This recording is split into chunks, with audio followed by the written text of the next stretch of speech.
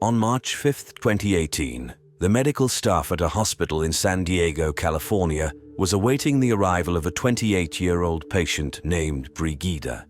She was being transported by an ambulance from her family doctor's office. On that day, Brigida called her mother, Olga, complaining of feeling unwell. Olga struggled to get her into the car. Brigida could barely breathe, and her legs trembled with excruciating pain. With just one look at the once vibrant and healthy young woman, the family doctor knew that Brigida was in critical condition and there was nothing he could do for her. Therefore, he called an ambulance to take her to the clinic. The emergency department medics were also alarmed that they might not be able to stabilize the patient's condition. Brigida was in unbearable pain, could hardly see anything, could barely speak, and had no sensation in her feet or hands. But the most puzzling symptom was that her once beautiful chestnut hair was falling out in clumps. The doctors began their work. They quickly determined that there were no external signs of trauma on her body. No bruises, wounds, or indications of infection. The cause of her illness was internal. Brigida's mother explained that her daughter had been suffering from sudden episodes of nausea, fatigue, and excruciating pain for several months. The symptoms would occur suddenly without any warning, causing her to spend days in bed. Brigida could barely take care of herself, let alone her husband and young son. Various specialists she consulted were at a loss, unable to understand what was afflicting her. Her symptoms did not match any known illness. One doctor even told her that her case was how critical days manifest. Finally, the doctors concluded that it was a result of stress and prescribed her tranquilizers. However, her condition worsened, her body was failing, and the medical staff in the emergency department of San Diego understood that if they didn't figure out what was wrong with her as soon as possible, the patient could die within days. Brigida grew up in California, just a few kilometers away from the border with Mexico. Her father worked at the customs between Mexico and the United States, while her mother took care of their two daughters, Brigida and her younger sister Olga. The girls grew up in a loving and caring family. Brigida happily attended a Catholic school, excelling in her studies. Her friends described her as the friendliest and kindest girl they knew.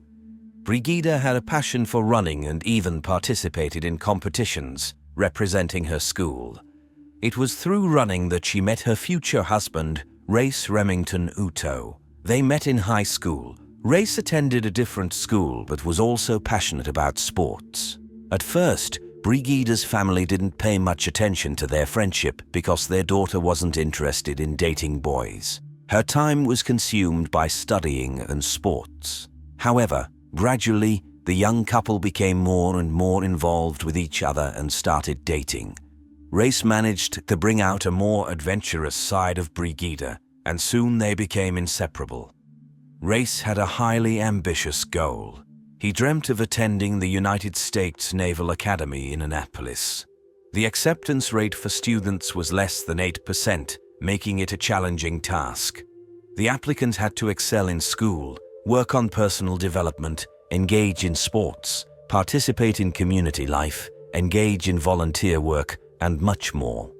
Surprisingly, Race managed to gain admission to the academy, and he moved to Maryland to begin his education. The young couple continued their relationship long distance. However, after some time, Race was diagnosed with a hernia that didn't resolve completely. He had to leave the academy but found work as an electrician in the Navy. Meanwhile, Brigida pursued her own plans and became a teacher. In 2014, after 7 years of being together, 25-year-old Brigida and 24-year-old Race got married. Soon after, they welcomed their son. Brigida believed she was perfectly happy with everything in her life going according to plan. She had a loving, caring husband, a wonderful child, and lived just steps away from her parents. However, her life would soon take an extraordinary and painful turn that she could never have imagined. Among the emergency department physicians at San Diego Hospital, there was a certified toxicologist named Dr. Jeff Lapointe, which was considered rare. He was a true medical detective, and like an excellent detective, Lapointe followed the trail of clues that could lead him to understand what was happening to Bridget. Was she being killed by an autoimmune disease? No, blood tests did not confirm that. Could she be suffering from cancer? No, although one symptom stood out among all others. Hair loss was not due to the disease, but rather a result of therapy. All the symptoms indicated that Bridget had been exposed to a toxic chemical. But which one and how? Was it arsenic, cadmium, or cesium? No, because these heavy metals wouldn't result in hair loss. However, there was one substance that could: thallium. In the early 20th century, thallium was used as a depilatory agent. It was also actively utilized by doctors. For example, if a child had head lice, thallium was applied to their head, causing the lice to fall off along with all the hair. In subsequent years, thallium became the main component of rodent poisons. However, by the 1970s, its popularity as a murder weapon, alongside arsenic, had increased to the point where it was banned for sale and use. All of Bridget's symptoms, including leg pain, weakness, deteriorating vision, loss of appetite, weight loss, and, of course, hair loss, indicated thallium poisoning. The problem was that Dr. Lapointe couldn't confirm his suspicions quickly. Nobody in the hospital had encountered such a case before, and there was no way to test the patient for poisoning. The samples had to be sent to another laboratory, and the results would be available in 3 days. 3 days that Bridget might not have. The race against time had begun. Lapointe started calling all the agencies, requesting an expedited analysis. But even if the doctor's suspicions proved to be correct and Bridget was suffering from thallium poisoning, the antidote would be urgently needed. However, obtaining the antidote, poetically named Berlin Blue, turned out to be more challenging than he could ever imagine. We have all seen Berlin Blue because it is a blue pigment used in paints. Vincent van Gogh used it when painting Starry Night over the Rhone. This substance is also an antidote for poisoning by certain heavy metals, accelerating their elimination from the body. However, while you can buy blue paint at the nearest art supply store, obtaining medical-grade Berlin Blue is almost unrealistic. Lapointe called all the pharmacies, naval medical officers, clinics, but he found the antidote only at one warehouse, a classified warehouse in Los Angeles. The thing is, Berlin Blue is also an antidote for radiation exposure, such as in the case of a dirty bomb explosion. Therefore, the government keeps meticulous records of every tube of Berlin Blue in the country. And Dr. Lapointe couldn't count on getting the antidote until thallium poisoning was confirmed in the laboratory. When the toxicological analysis of Bridget's case arrived, Lapointe's worst fears were confirmed. The level of thallium in Bridget's body exceeded the permissible limit by 1,000 times. A hospital staff member drove all night to bring the antidote to San Diego. However, the doctor feared that with such a severe poisoning, one antidote might not be sufficient. He prescribed dialysis for the patient to cleanse her blood. It was a slow and painful process, and now all the medical staff and Bridget's family could do was wait and pray. Meanwhile, Bridget's husband and son were placed in another wing of the hospital to monitor their health. If she had been exposed to thallium, they could have been affected too. The main question remained: where could she have obtained such a large quantity of thallium? And the answer to that was being sought by FBI agents. It should be understood that all this was happening in a state with several military bases. Furthermore, these events unfolded against the backdrop of President Trump's planned visit. Therefore, when Dr. Lapointe started looking for Berlin Blue, the FBI agents became very interested in what was happening in the city. FBI agents and police have discovered that several months ago, Bridget underwent treatment at an alternative medicine clinic in Mexico when she began experiencing an unexplained illness.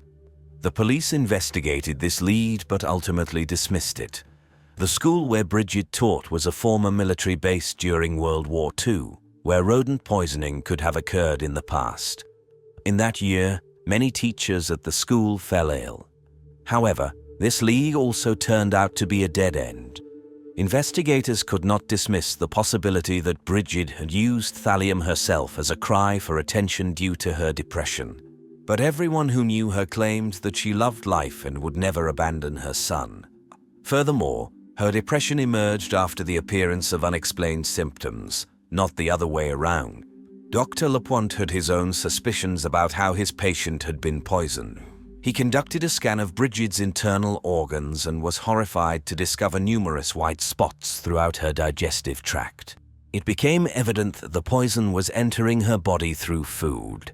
Someone close to her had attempted the perfect crime. Dr. Lapointe ordered complete isolation for the patient, allowing no one to visit her or provide her with food except what was provided by the hospital. However, at that moment, food was the least of her concerns. Bridget regained consciousness thanks to the antidote after a few days. All her hair had fallen out, and she couldn't sit or move, but she was alive. She couldn't name anyone who would wish her harm.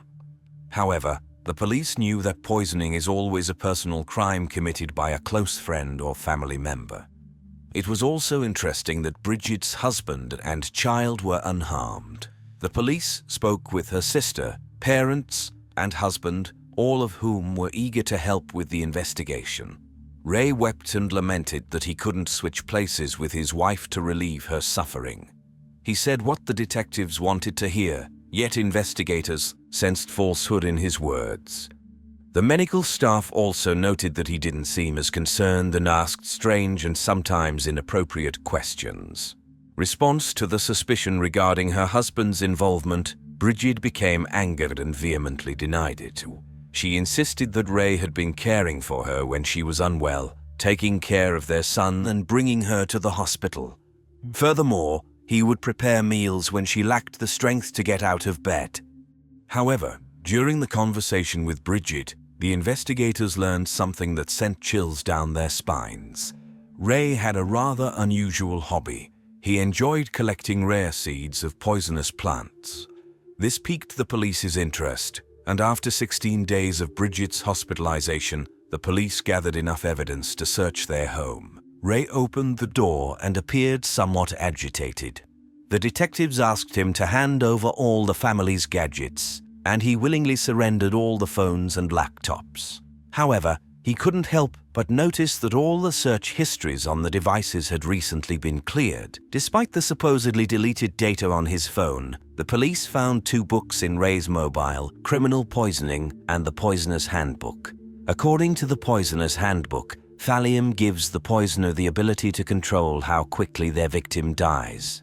The poisoning presents itself as a medical enigma, with the patient slowly deteriorating for unknown reasons. There were even more intriguing discoveries. In Ray's car, they found a canister of acetone and a packet of exotic seeds hidden in a small compartment in the spare tire. Additionally, Bridget's sister handed over a black garbage bag that she retrieved from the trash bin, as their mother noticed Ray throwing it away just before the police arrived. Inside were receipts for exotic seeds such as tick seed, crea nut, and Cerbera odolum, along with various tools for their filtration and grinding. In other words, everything necessary for the production of rare poisons. It was evident that the man had already attempted to crush tick seeds to obtain ricin, a poison toxic to mice but dangerous to humans if inhaled or ingested. The detectives' suspicions grew, but there were no traces of thallium found in the house, garage, or car. Therefore, there was no basis for arresting Ray. All they could do was share their suspicions with Bridget and ask her not to return home. She still couldn't believe their words, but she didn't object to the continuation of the investigation. The investigators continued to dig deeper and discover the possible motive for the murder. Ray had a lover who believed he was a widower. He lied to her, claiming to be a Navy SEAL and expressing his goal to work for the FBI in the poisoning division. He didn't hesitate to bring his young son on their dates, and the boy had grown so attached to the woman that he called her mom. Leading a double life, Ray went even further and started another affair, confessing to the woman that he was married. However, he hoped that his wife would be hit by a bus, so he wouldn't have to share custody of their son. It's unclear why this didn't alarm the woman. Nonetheless, it was clear that the man wanted to end his relationship with Bridget. But as a devout Catholic, she had warned him before their marriage that she did not believe in divorce and that if they married, it would be for life. She could hardly have expected her unfaithful husband to take this ending so literally. The detectives asked Ray to undergo a polygraph test, which he failed miserably. When the polygraph examiner informed him of the results, he didn't attempt to deny it and confessed to everything. Race stated that he ordered thallium online 3 times. In August 2017, he first attempted to add it to his wife's food by preparing her a sandwich for breakfast. He calculated the amount of thallium based on her weight. The next day, Bridget felt unwell, but it didn't kill her. She started to recover. In December of the same year, Race added a slightly larger amount of thallium to the soup. Again, he didn't achieve the desired effect. In January, he increased the dosage 5-fold and once again hid the poison in a sandwich. He intended to kill Bridget within days. She felt terrible, experienced excruciating pain, and began losing her hair, but she continued to fight for her life. After confessing, Race was arrested. 8 months later, he pleaded guilty to 3 attempts to murder his wife. His lawyer tried to argue that Race suffered a spinal injury while serving in the Navy, and the pain clouded his judgment. However, this defense did not help. On March 14, 2019, he was sentenced to 3 life imprisonments ranging from 21 years to life. He may be eligible for parole in October 2033.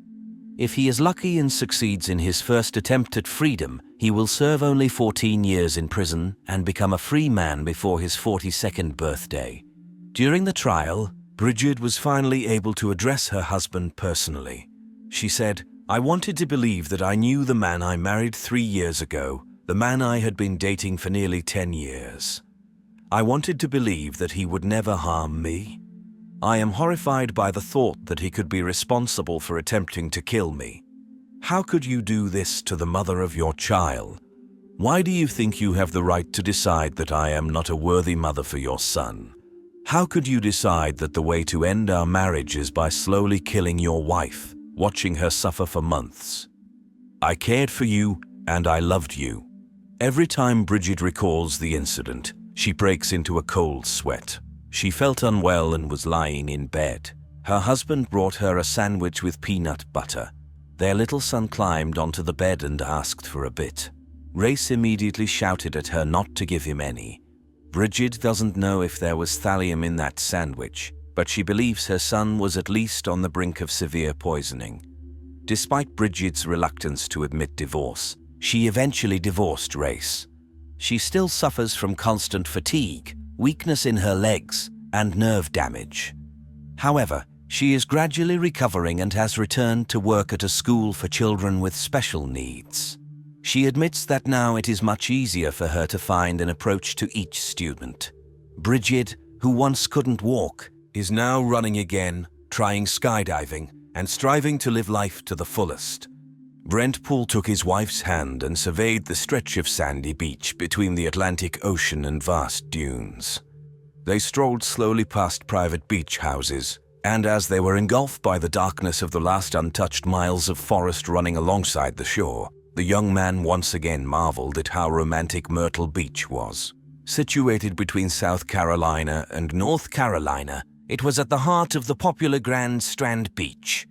Like many tourists before him, Brent was enchanted by the rhythmic movement of the waves crashing onto the white sandy beach. Hand in hand with his beloved wife, he felt warm and joyful in his heart. Chuckling like a boy, Brent suggested to Renee, "Let's do it right here." The girl smiled and began to undress. A light breeze blowing in from the ocean cooled their naked bodies as the young couple enjoyed each other's company. After a while, Brent helped Renee get dressed, and he checked his watch. It was nearly midnight. They needed to head back to the hotel. Walking back hand in hand, they made plans for the future.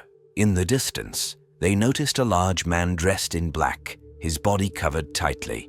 But it wasn't just his appearance that frightened them, it was the fact that the man, who was initially heading in a different direction, suddenly turned and started following them. They picked up their pace, but they couldn't shake him off. The man ran ahead and leapt in front of them. He wore a ski mask, and in his hands was a gun that he pointed at the young couple. The weapon was black and looked almost like a plastic toy. The man ordered them to lie down on the ground. This guy is crazy, Renee thought. Brent remembered that he had an army Swiss knife in his pocket, which he bought at a flea market for Christmas. But what could he do with a knife against a gun? The stranger demanded that they hand over all their valuables. After taking their jewelry and money, the robber aimed the gun at Brent. He pulled the trigger once, twice, 3 times, but the gun refused to fire. While the robber confidently reloaded the weapon, a terrified Renee hoped that it was all just a tasteless joke and that he would leave soon. Then the man aimed the gun at Brent again. Brent begged him to spare his life. The robber smirked, glanced at Renee, and asked why he should spare him. "Because I have a daughter whom I love very much," Brent replied firmly. The shooter's eyes narrowed. He put the gun under Brent's chin and made him kneel. He pulled the trigger for the 4th time. Only this time, there was no misfire. Brent probably didn't hear the shot or feel it. But the shooter seemed unsatisfied and fired again. He wanted to make sure Brent was dead, although there was no need. The stranger turned and walked toward Renee, who lay on the sand, trembling with fear. She thought she would be the next one, but the stranger simply turned abruptly and ran toward the dunes. Renee got on her knees and called her husband's name softly through her tears. Just 10 minutes ago, they were celebrating their 3rd wedding anniversary, making plans for the future, joyfully discussing their little daughter Katie's first trip to the ocean. Renee sat by Brent, frightened and shocked. It's unclear how long she stayed in that state, but finally, she realized she needed to call for help. She remembered seeing a patrol car in the distance with her husband. With difficulty, she staggered in that direction. On June 9, 1998, shortly before midnight, Myrtle Beach patrolman Scott Brown was cruising along the deserted coastline of the Grand Strand when the headlights of his SUV suddenly caught sight of a girl frantically waving at him in the darkness. She was in a state of hysteria, and it's not surprising given what she told the patrolman. It was far beyond anything Scott was used to dealing with, like stolen wallets. But a stolen wallet was just the beginning of Renee's story. The masked stranger dressed in black had robbed them, and then he shot her husband twice in the head. The girl recounted how they obediently did everything the stranger told them, but it didn't save them. Scott, who had recently become a patrolman, was stunned upon hearing what had happened. Nonetheless, he quickly got his bearings and called for backup. On the crime scene, the arriving police officers found casings indicating that the perpetrator had used an automatic or semi-automatic weapon, which he took with him. This meant that the criminal was armed and possibly looking for another victim in the popular tourist area of the Grand Strand. The city's police, heavily reliant on tourism, could not afford another murder. They dedicated all their resources to finding the robber. The search led K9 units up to the road, but if the killer had a car, no one had seen it. Meanwhile, the police took Renee to the station, where they checked her hands for gunpowder residue. As a precautionary measure, they didn't find any. The police had no reason to suspect her, but the entire scenario of what had happened was troubling. A random beach robbery was unusual in itself, but a robbery and murder on the beach was almost unheard of. The strangest part of Renee's story, from the police's perspective, was that she survived to tell it. If the robber decided to shoot his victim in the head to eliminate a potential witness, then why leave Renee alive? She wasn't even tied up, and she was not struck or gagged. Renee recounted that the gun clicked, as if there were no more bullets left. The casings found on the beach seemed to confirm her words. According to her account, it appeared that it was her lucky day. Meanwhile, the police had the difficult task of informing the parents of the 24-year-old young man that their son had been killed. Interestingly, The first thing the parents asked was whether his wife was with him, and then they revealed to the police the unusual dynamics of the marital couple. Growing up in the suburbs of Winston-Salem, North Carolina, Renee always had a way with guys. She caught Brent bullseye in a serendipitous encounter in 1991 when they met in the school parking lot. A friend of Brent asked him to give Renee a ride home, and during that ride, Brent invited her on a date. Their whirlwind romance led to the news that they would become parents in March 1995, just 3 months after Renee turned 17. Brent proposed to Renee, traditionally getting down on one knee. Both of their families were unsure if they would be able to handle the responsibilities of parenthood. Fortunately, at 21 years old, Brent already had a promising career as a mechanic, working double shifts and making a decent income for a young man. Brent and Renee even managed to buy a small house in a residential area near Winston-Salem. At first glance, it seemed like things were going well for the young couple, but after the birth of their daughter in 1996, financial problems began to arise. To overcome their financial struggles, at Brent's suggestion, Renee took up a job as an exotic dancer at a local club in the spring of the following year. Brent was proud of his wife's job, and Renee enjoyed her new lifestyle.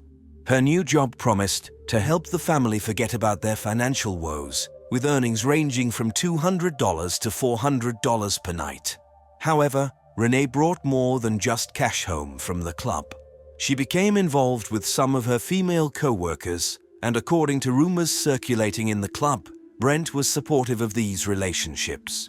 It seemed that he was open to experimenting in their marriage. But one of Renee's affairs turned out to be more serious than she had anticipated. In the spring of 1998, Renee began dating John Boyd Frazier, a computer systems technician and a DJ from the club. John was a pleasant young man, known for being generous with the ladies. Rumors suggested that this aspect of him was what attracted Renee to him. As Brent spent more time with his friends and, in Renee's opinion, didn't help her enough with their child, she decided to pack her bags, take their 2-year-old daughter, and move in with John. However, just a few days after the move, Renee met with a lawyer who explained to her that given her occupation as an exotic dancer and her relatively liberal views on relationships, she was unlikely to secure full custody of her daughter. This made Renee reconsider her decision to leave her husband. Renee packed her things and returned home to her husband. Brent, who was willing to do anything to keep Renee, welcomed her back with open arms. To celebrate their reconciliation, the whole family went on vacation to Myrtle Beach. The family vacation started off wonderfully, with them all enjoying a few days basking in the sun on the beach. However, on the evening of June 9th, on the 3rd anniversary of their wedding, Renee and Brent decided to spend the evening just the two of them. Renee had arranged for a babysitter for their daughter, Katie, at the hotel, but when the sitter arrived, their plans were almost derailed as Katie started crying. Brent tried to comfort their daughter, but Renee practically pushed him out of the hotel room. The couple visited 2 night spots, had dinner, and had a few cocktails. Then, a little after 11 o'clock, they decided to take advantage of the many secluded spots near their hotel. What happened next was known to the police. Upon learning the name of Renee's lover, the Myrtle Beach police called Salem to request an immediate visit to John's house and verify if he was there. They also spoke with Renee again. She confirmed the statements made by Brent's parents. Renee admitted that she had been involved with other men, including her affair with John, but claimed that all those affairs were in the past. However, she was uncertain if John agreed with her on this. Under pressure from the detectives, Renee admitted that she wasn't sure. By 5 a.m. on June 10th, Brent had been dead for 5 hours, and the Myrtle Beach police had a suspect in the murder, John Frazier. Detectives found out that he had called in sick to work on that day when he was supposed to be working. Unfortunately for the investigators, when they knocked on John's door, he was at home. It was almost impossible for him to travel to Myrtle Beach, commit the crime, return, change clothes, and then open the door for the police. The police had no choice but to apologize, wish him a good night, and leave. The police took up the investigation again with Renee. She came to the station accompanied by a lawyer, not a criminal defense attorney, but one who had helped her sister in her divorce. Renee repeated her story when suddenly her lawyer interrupted the conversation. He asked to speak with his client alone. But just when the investigators thought the conversation was over, they faced an unexpected surprise. Upon returning to the interrogation room, the lawyer instructed Renee to tell everything she knew. And Renee confessed that John was the one who pulled the trigger that night. She recognized him by his voice and mannerisms. Justifying herself, she claimed that she had to convince herself first that it was him. Now the police had to find out how John ended up on a secluded beach in another city on June 9th.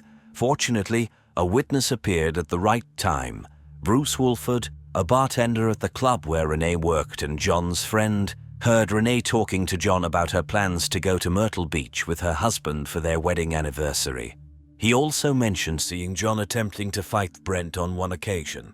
In John's daily planner, the police found a note under June 9th that said Renee and Brent, although it was later discovered that he simply marked all the important dates of his friends and acquaintances.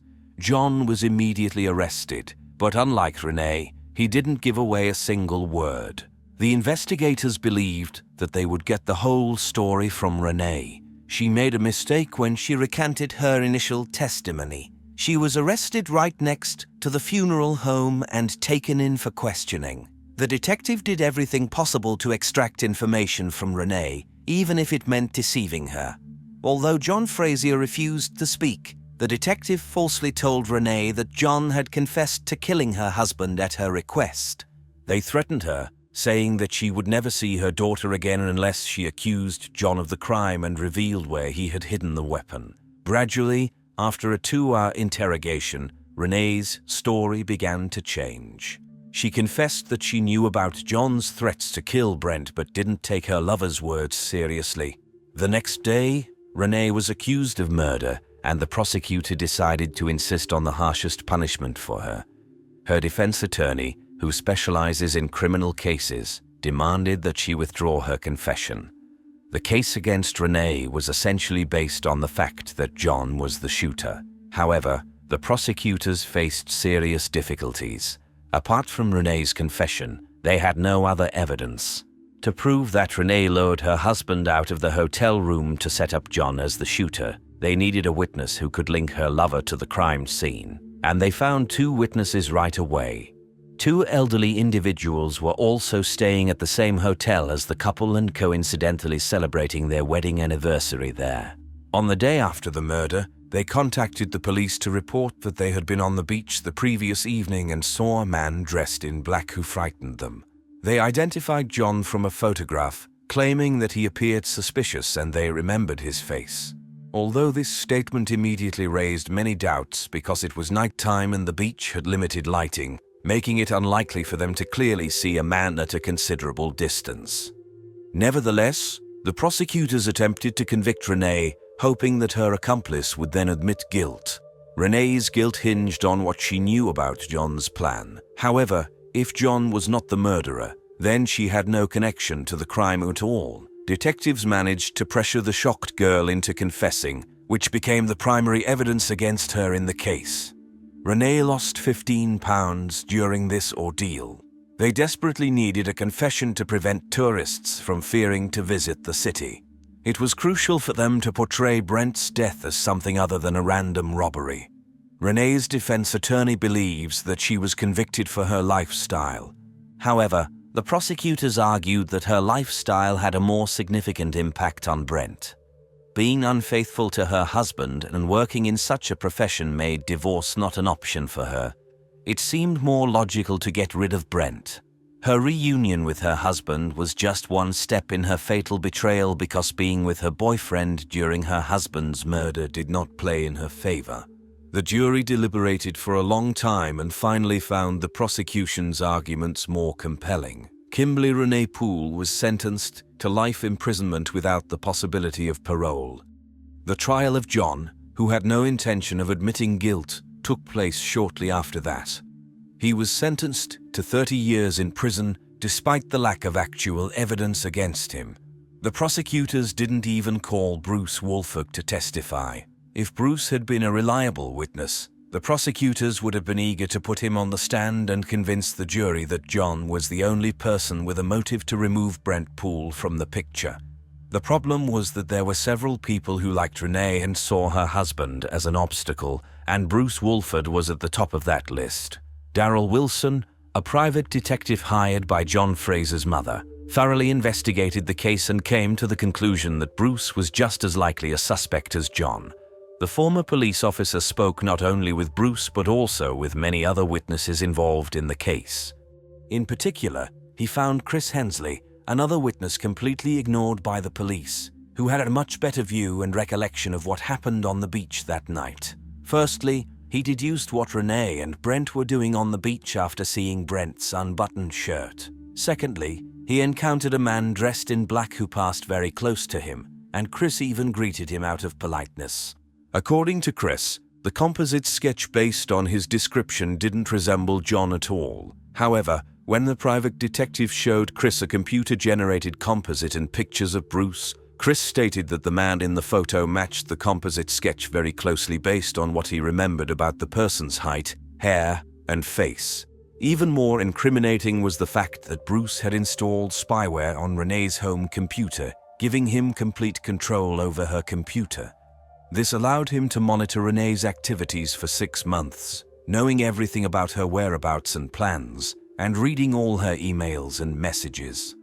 Bruce became even more suspicious given that he owned a semi-automatic pistol and had access to a white van with a number sticker on the window, similar to the one witnesses saw on the beach before the murder. By killing Brent and framing John for the crime, Bruce could eliminate 2 rivals at once. After the trial, a campaign for the review of Renee's case began. Her new attorney filed an appeal on the grounds that her predecessor had performed poorly in her duties. The court-appointed public defender only met with Renee once before the trial, and that was just to push her to agree to a 30-year sentence in exchange for confessing to conspiracy to commit murder. The prosecutors implanted in the minds of the jury the idea that there was no robbery at all because approximately a month after the murder, Brent's wallet was found in the yard of a nearby house with $9 in cash, Brent's driver's license, and a bank card he used to pay for dinner at a restaurant.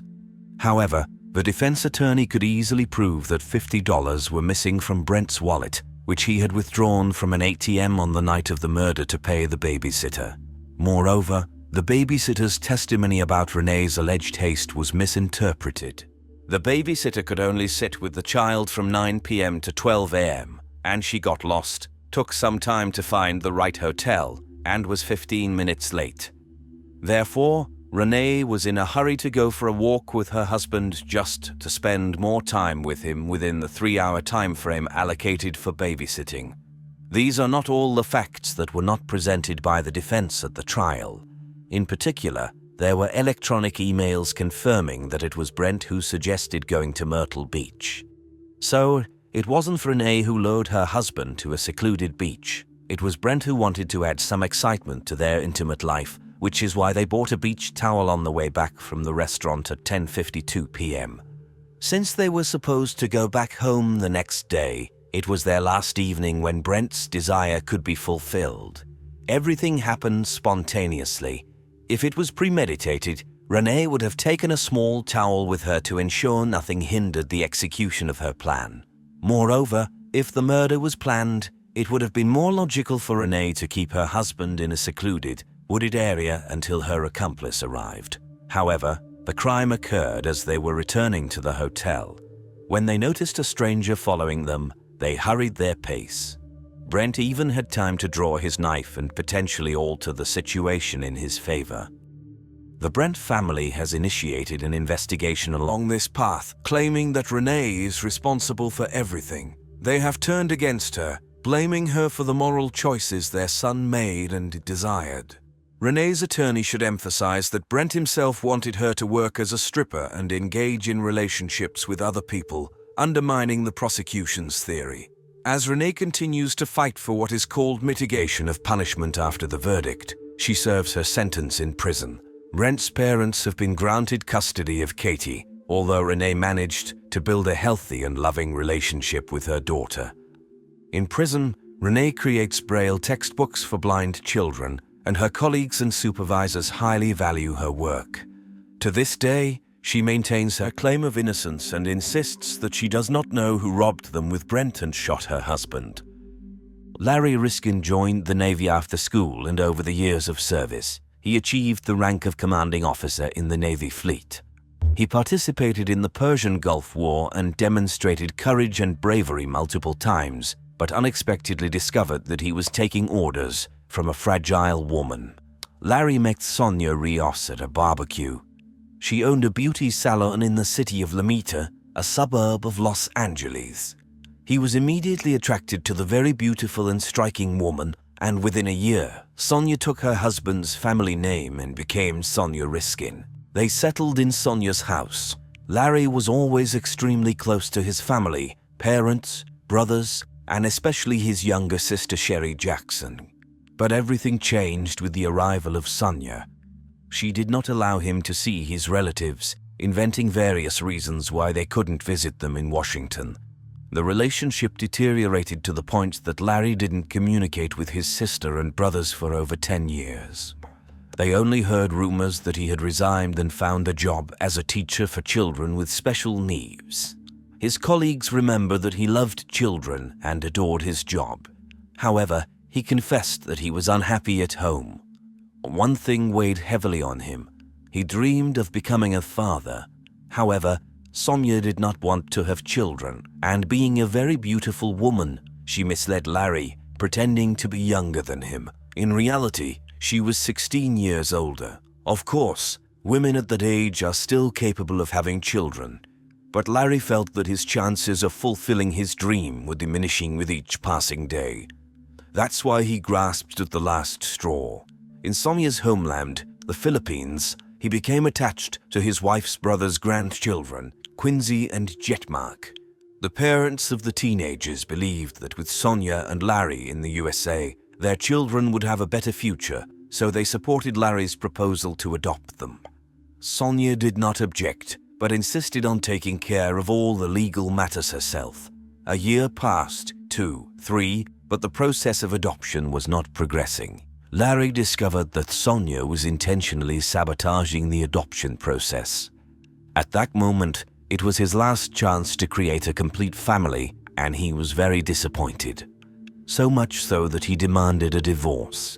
Sonia agreed, but with one condition. She asked her husband to go to the Philippines and sell her family business, a taxi company, a matter that needed to be resolved immediately. The man agreed, partly because he wanted to see the children, especially since Quincy's 16th birthday was approaching. Surprisingly, Sonia did not go, even though the matter concerned her family and her business. Before his visit to the Philippines, the first in 13 years, Larry visited his relatives in Washington. He was happy to start a new chapter in his life without his wife but with her nephews, whom he still hoped to adopt. Immediately after landing, Larry went to see them. During the birthday party, Larry noticed that the little cousin of the boys had developed an eye infection. He insisted on taking her to the hospital. Someone present made a call to Sonia and informed her that they would be at the hospital. Larry put the girl in the car and, along with Jetmark and a few other adults, they all went to the hospital. After the visit to the doctor, they got back into the Jeep and were about to return home when a motorcycle approached them. One of the two men on the motorcycle started shooting at Larry's head and abdomen. Then the criminals quickly fled the scene. Jetmark tried to help Larry and called for help.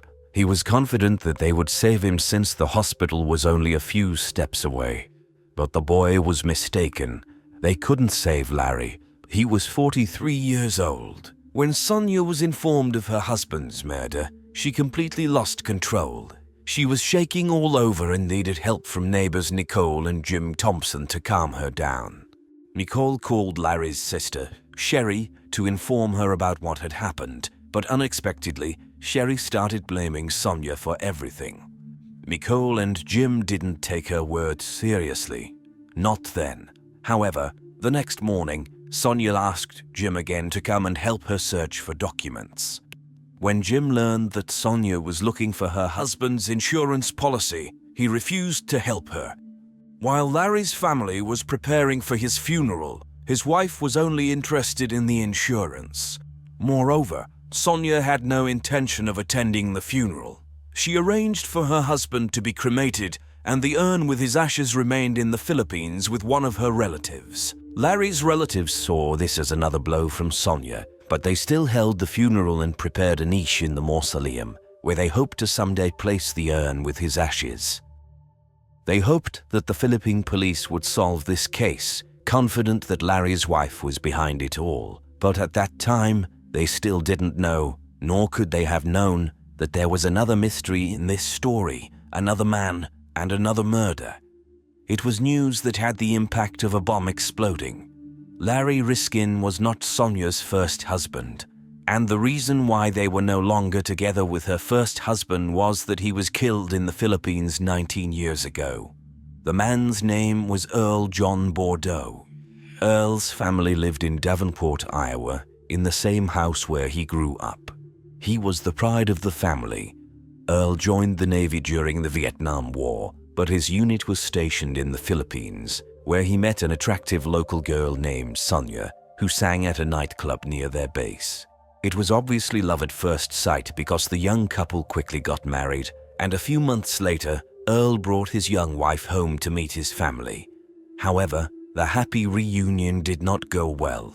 The girl did not please Earl's family. Therefore, after his departure from the Navy, they settled in Southern California. Several years later, Sonia opened a beauty salon, and her husband found work in a bakery. Outwardly, it seemed like a family filled with love and harmony. But in reality, Sonia enjoyed giving orders to her military husband and controlled him as she pleased. They lived together for more than 20 years when Earl finally realized that such a family life and his wife's commands were burdening him. Sonia agreed to divorce. But before that, and here a strange sense of déjà vu arose, the husband needed to go to the Philippines to sell the family taxi motor company. Earl didn't want to go, but his wife was inflexible on this issue, and the man chose not to argue. He pleaded with his younger brother Dennis to go with him, but he couldn't quickly obtain a passport, so Earl went to the Philippines alone. It was a hot August night when Earl's plane landed in Manila. He arrived at the house where his wife's relatives lived around midnight. The man was exhausted from the journey, fell onto the couch, and fell into a deep sleep until he was truly killed. When the police arrived, they found Earl lying in a pool of his own blood. He had been shot. The officers concluded that a robber had entered the house and Earl had interfered, but there were no signs of forced entry. Nothing was stolen, and the criminal only fired at Earl. 3 men were immediately arrested and charged with the murder. Later, 2 more were detained. They were all members of Sonia's family. Fresh human blood was found on the shirt and pants of one of Sonia's brothers. There was enough evidence to send the culprits to prison for a long time. But then came a surprise. Since Sonia was the closest relative, according to Philippine law, she was supposed to attend a preliminary hearing in court where charges would be brought against her family members. However, since she didn't show up, the charges were dropped and the case was closed. The local authorities claimed their hands were tied, at least officially. Unofficially, the locals gossip that Sonia paid to make all the problems go away.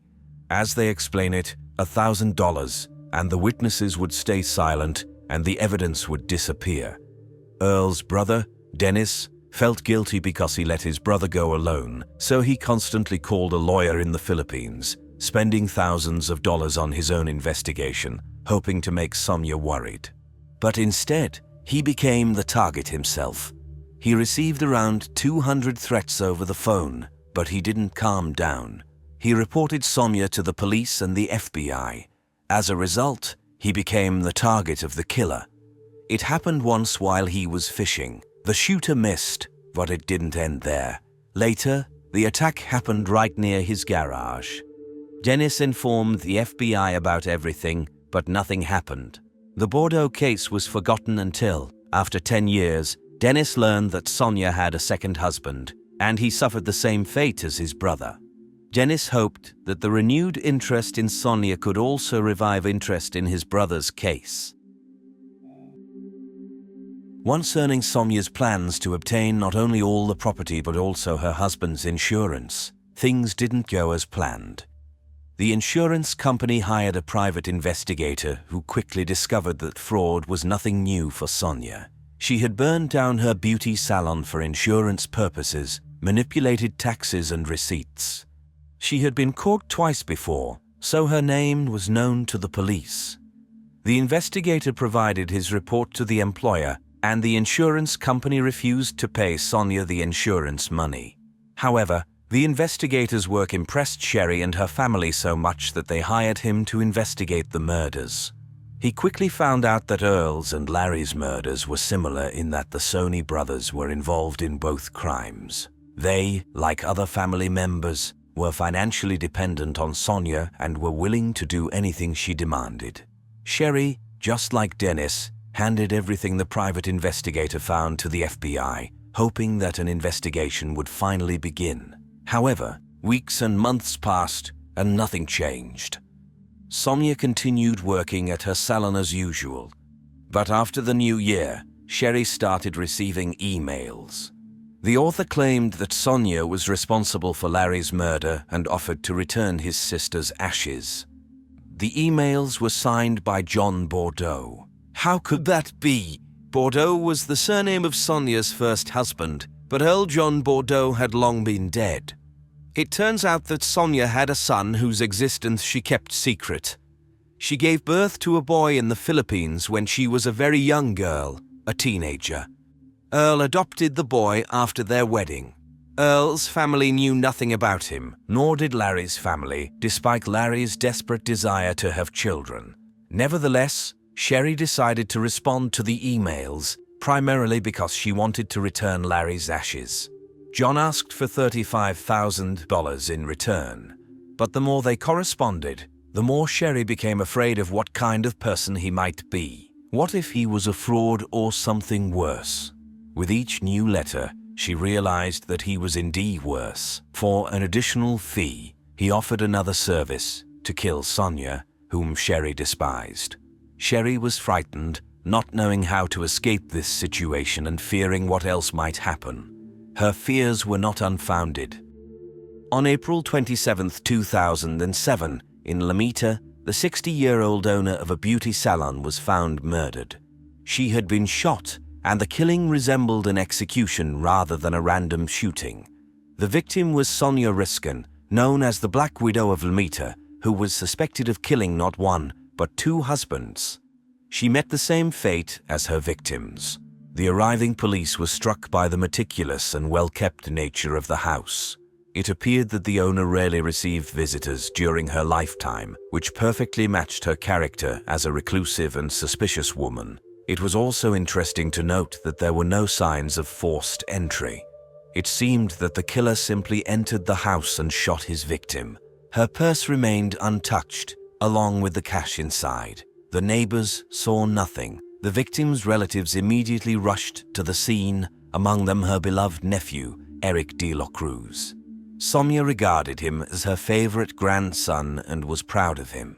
The young man served on the USS Ronald Reagan aircraft carrier and had just returned home after a tour of Asia. Upon hearing that his beloved aunt had been killed, he immediately informed the police that if something happened to Sonia, John Bordeaux was responsible for it all. John Bordeaux didn't have to be searched for, as he was the one who found Sonia's body and contacted the rescue service. The detectives immediately found the relationship between the son and Mother Strange. There wasn't a single photograph of him in the house, no hint of a son, as if he didn't exist for Sonia. Overall, he seemed like the family outcast, especially compared to Sonia's favorite, Eric. John explained that although he and his mother sometimes couldn't find common ground and didn't communicate, the situation had improved recently, and he would never harm her. When asked who he believed could have committed the murder, he could only mention Sherry, Larry's sister. After all, She genuinely hated Sonia, as did Dennis. The FBI questioned both of them, but they had alibis. Moreover, no one was as devastated by Sonia's death as these two. They hoped Sonia would pay for her terrible actions by going to prison, so the detectives turned their attention back to John. The electronic emails signed with his name didn't work in his favor. Furthermore, he failed the polygraph test. Even his own relatives considered him the murderer. Allegedly, no one else had the motive, opportunity, and means to commit the crime, but he insisted on his innocence and stood his ground. Therefore, the detectives didn't rush to arrest him, and they were rewarded with a clue from the Black Widow herself. A few days before Sonia's death, she contacted the police to report two strange incidents at her beauty salon. The first time, a young man appeared at her hairdressing salon wanting a haircut. He called her from the parking lot, and Sonia saw him through the window. She became suspicious because he had a short, military-style haircut. It was clear he didn't need a haircut, so she told him that she only served regular clients, which he wasn't. It seemed like the incident was resolved, but 2 days later, the same guy returned to the salon and this time acted more aggressively. He opened fire on Sonia, causing her to panic and call the police. She informed the officers that she didn't know the shooter, but she remembered he had called her 2 days ago. The cautious woman recorded his number. It belonged to a certain Fernando Romero. Romero himself had disappeared, but the detectives only needed a warrant to access the history of his calls. They expected the phone to lead them to John Bordeaux, but no, his number wasn't listed. Instead, they found the number of someone they knew well, a person who had communicated with Fernando not once or twice, but frequently, especially in the hours before and after the murder. The number belonged to Sonia's beloved nephew, Eric de la Cruz. Further on, after a week, the news reached the FBI. Specialists were investigating the IP addresses from which the supposed letters from John Bordeaux were sent. All of them led to Asia, Hong Kong, Korea. These addresses belonged to naval bases. The FBI employees knew that Eric and Romero were two sailors who served on an aircraft carrier. It was likely that they knew each other. Could these young individuals have planned the murder while being on an American military ship? The FBI investigated the location of the ship during the time the emails were sent. It was in ports in Hong Kong, Japan, and South Korea at the same time the letters were sent. However, sending letters is one thing, but why would Eric kill a woman who cared for him better than his own son? Sonia was killed late in the evening on Friday. And on Monday morning, even before the office opened, Eric was already waiting for her lawyer. He wanted to know how much money he would inherit from his beloved aunt. However, Sonia had another card hidden up her sleeve. Eric didn't receive a cent. All her money, homes, cars, absolutely all of Sonia's belongings were left to her son, Jean Bordeaux. But the young man had another harsh blow awaiting him. It turned out that all this time, while he believed he was the main suspect of the police, Jean Bordeaux was being misled. And when the investigators simply presented him with a photograph of Fernando Romero, Eric lost his ability to speak.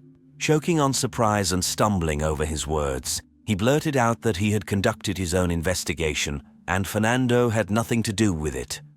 He must have realized that Fernando was the thread leading the investigation back to himself. Both young individuals were arrested and charged with the murder of Sonia Riskin. The police apologized to John for pressuring him. He was still frightened after what he had to endure, but he understood that the detectives were just doing their job. In February 2011, the trial began. Fernando and Eric were tried together. The prosecution faced a difficult task. The victim of the murder herself was suspected of orchestrating the killings of two husbands. The accused, the young sailors, could elicit sympathy and comparison. The prosecutor decided to be honest with the jury. He portrayed her as a cold-blooded killer deserving punishment, But now it was necessary to punish the defendants who not only killed a woman but also attempted to frame her son. It worked. The jury found the two guilty. They were sentenced to imprisonment ranging from 26 years to life. It was an astonishing family. They eliminated anyone in their path of financial gain. Sonia and her brothers killed Earl. Sonia and her brothers killed Larry. And Eric killed his beloved aunt. How many murders can there be in one family if it's not a Game of Thrones? The irony lies in the fact that Sonia killed two people who did nothing wrong and were always kind to her. Eric killed a person who had always been kind to him for the sake of money he never received. The Black Widow of Lamata truly reaped what she sowed.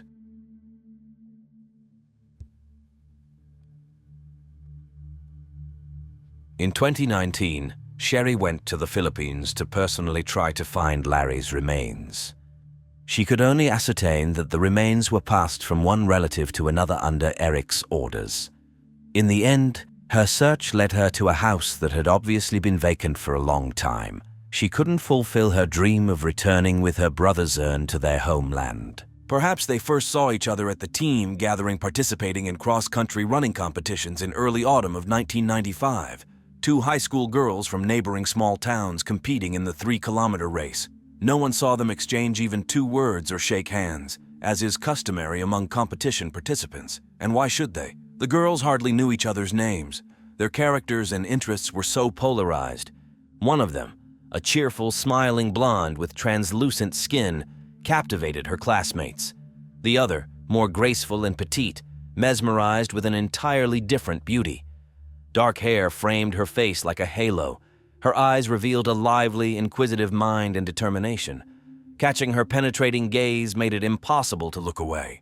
The girls had no reason to believe they had anything in common besides running.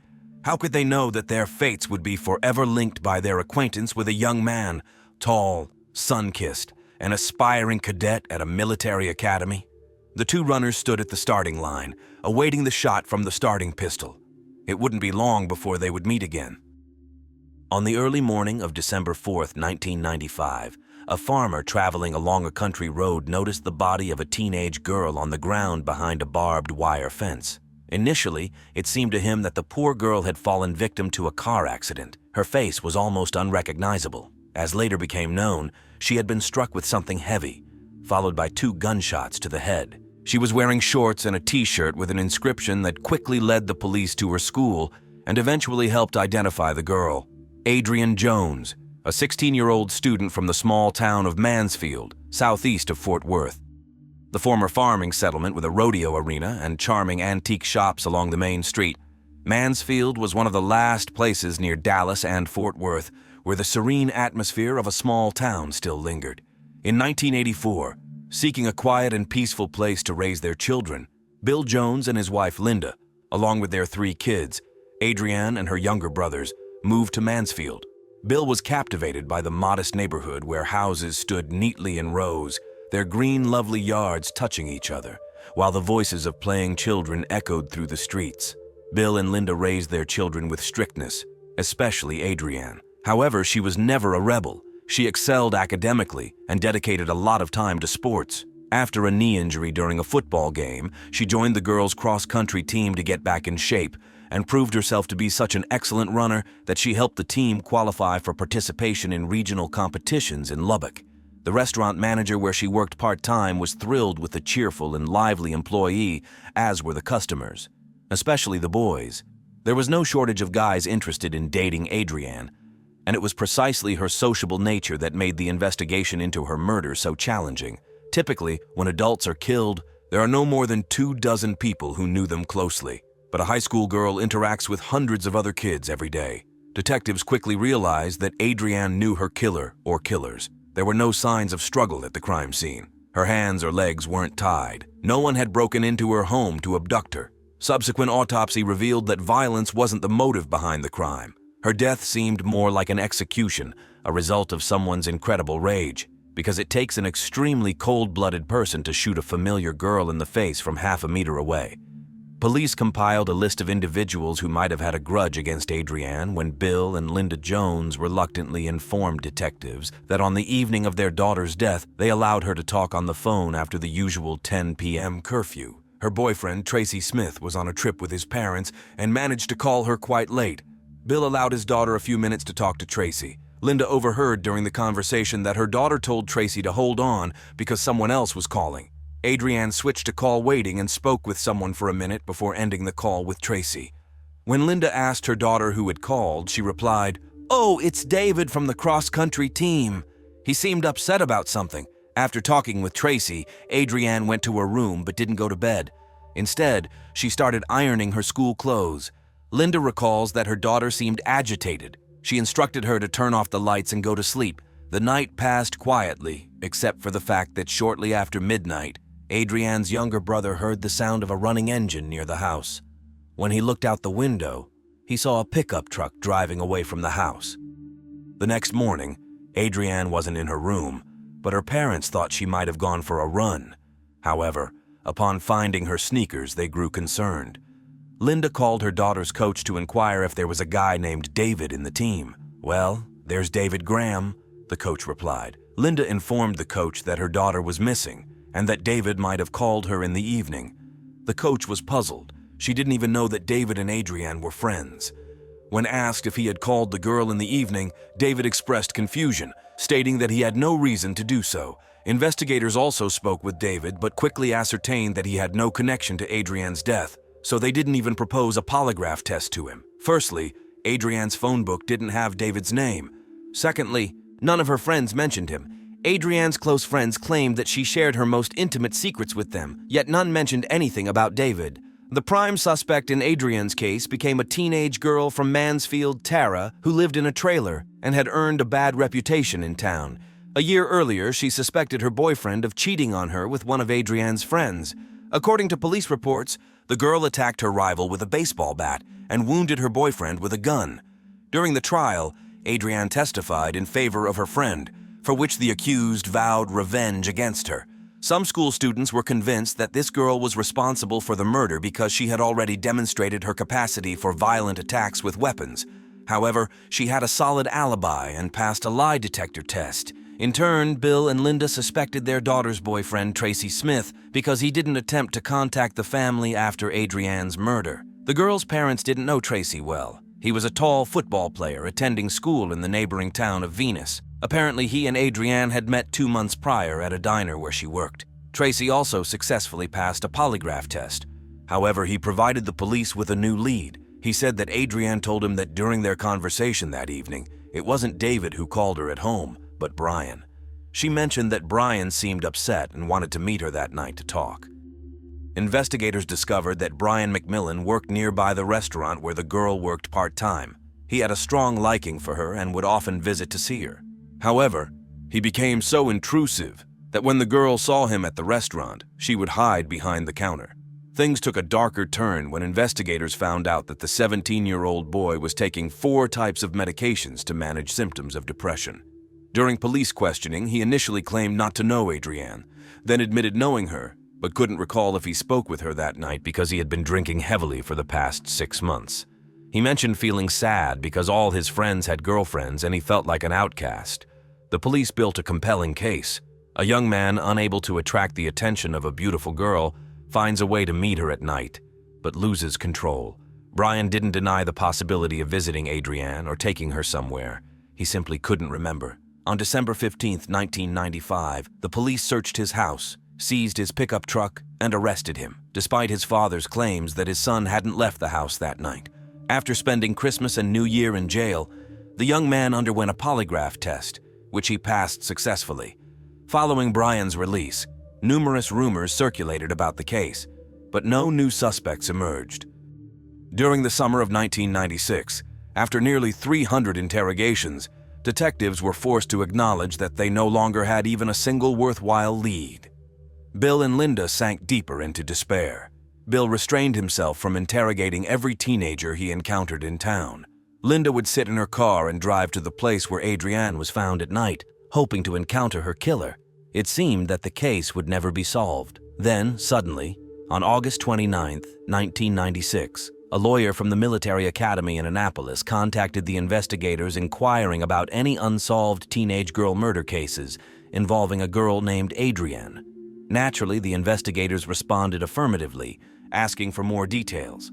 It turned out that 2 female cadets at the academy had made a horrifying statement to senior officers related to a murder in Texas. Their roommate, Diane Zamora, confessed to them that her boyfriend would never cheat on her because they were bound by a murder. Investigators immediately flew to Annapolis, but Diane didn't confess to anything, stating that the story was merely an attempt to gain more respect among other cadets. However, the police didn't stop there. They flew to Colorado to speak with Diane's boyfriend at the Air Force Academy. The young man insisted he didn't know why she would fabricate such a blatant lie. They didn't believe him and continued questioning. David, yes, that same David Graham from Adrienne's cross-country running team at school. The David she allegedly spoke to on the phone on the night of the murder, according to Adrienne's mother. But Stacy said she spoke with Brian, so what was the truth? To find the answer, they needed to delve into the past of David and Diane. David had always intrigued his classmates. With his military-style haircut, straight posture, and excellent manners, he seemed like a person from another era. After witnessing an air show once in his life, David made up his mind to become a USAF pilot and never wavered from his dream. Many girls at school were interested in dating him, but few knew he was already taken. His girlfriend's name was Diane Zamora, attending school in the neighboring town. She was just as intelligent, athletic, and disciplined as David. Every spare moment was dedicated to studying because she dreamed of becoming an astronaut, requiring top grades. Like her boyfriend, she participated in cross-country running competitions. Anyone who saw David and Diane together knew they were destined for a bright future. Their relationship was far more serious than teenage infatuation. In September, about a month after they began dating, they informed Diane's parents that they were engaged. They planned to tie the knot on August 13, 2000, after completing their military education. The wedding was already envisioned. David in uniform, Diane in a white wedding dress, and at the ceremony's conclusion, they would pass under crossed swords held by their cadet friends. Their families were amazed by the seriousness of their relationship, which only deepened over time. David and Diane were so absorbed in each other's lives, almost obsessed. Diane even decided to attend the Air Force Academy alongside David, setting aside her own plans. However, when she missed the deadline for application, she enrolled at the U.S. Naval Academy, intending to transfer closer to her boyfriend later. Upon their acceptance into their respective academies, David and Diane became part of an elite group of American teenagers. Yet, to solidify their place in these prestigious institutions, they had to endure grueling summer training designed to rid them of civilian habits and instill military discipline. For the newcomers, these 6 weeks consisted of constant marching, running, push-ups, and strict adherence to orders. David excelled in basic training in Colorado Springs. According to Diane's letters to her family, she was also doing well in Annapolis. However, her squadron commander, Jay Guild, a likable cadet from Chicago, mentioned that Diane was physically falling behind the others because she always seemed emotionally detached. She kept reminiscing about David, missing him, but spoke about him strangely, as if she didn't trust him yet still wanted to be with him. David and Diane, once completely confident in their commitment to each other, seemed to have lost control of the situation. On one summer day, Jay asked Diane if David had ever cheated on her. She answered yes. When asked what she did about it, she said she asked David to kill another girl. Shocked, Jay listened to the story of how David killed a girl named Adrienne.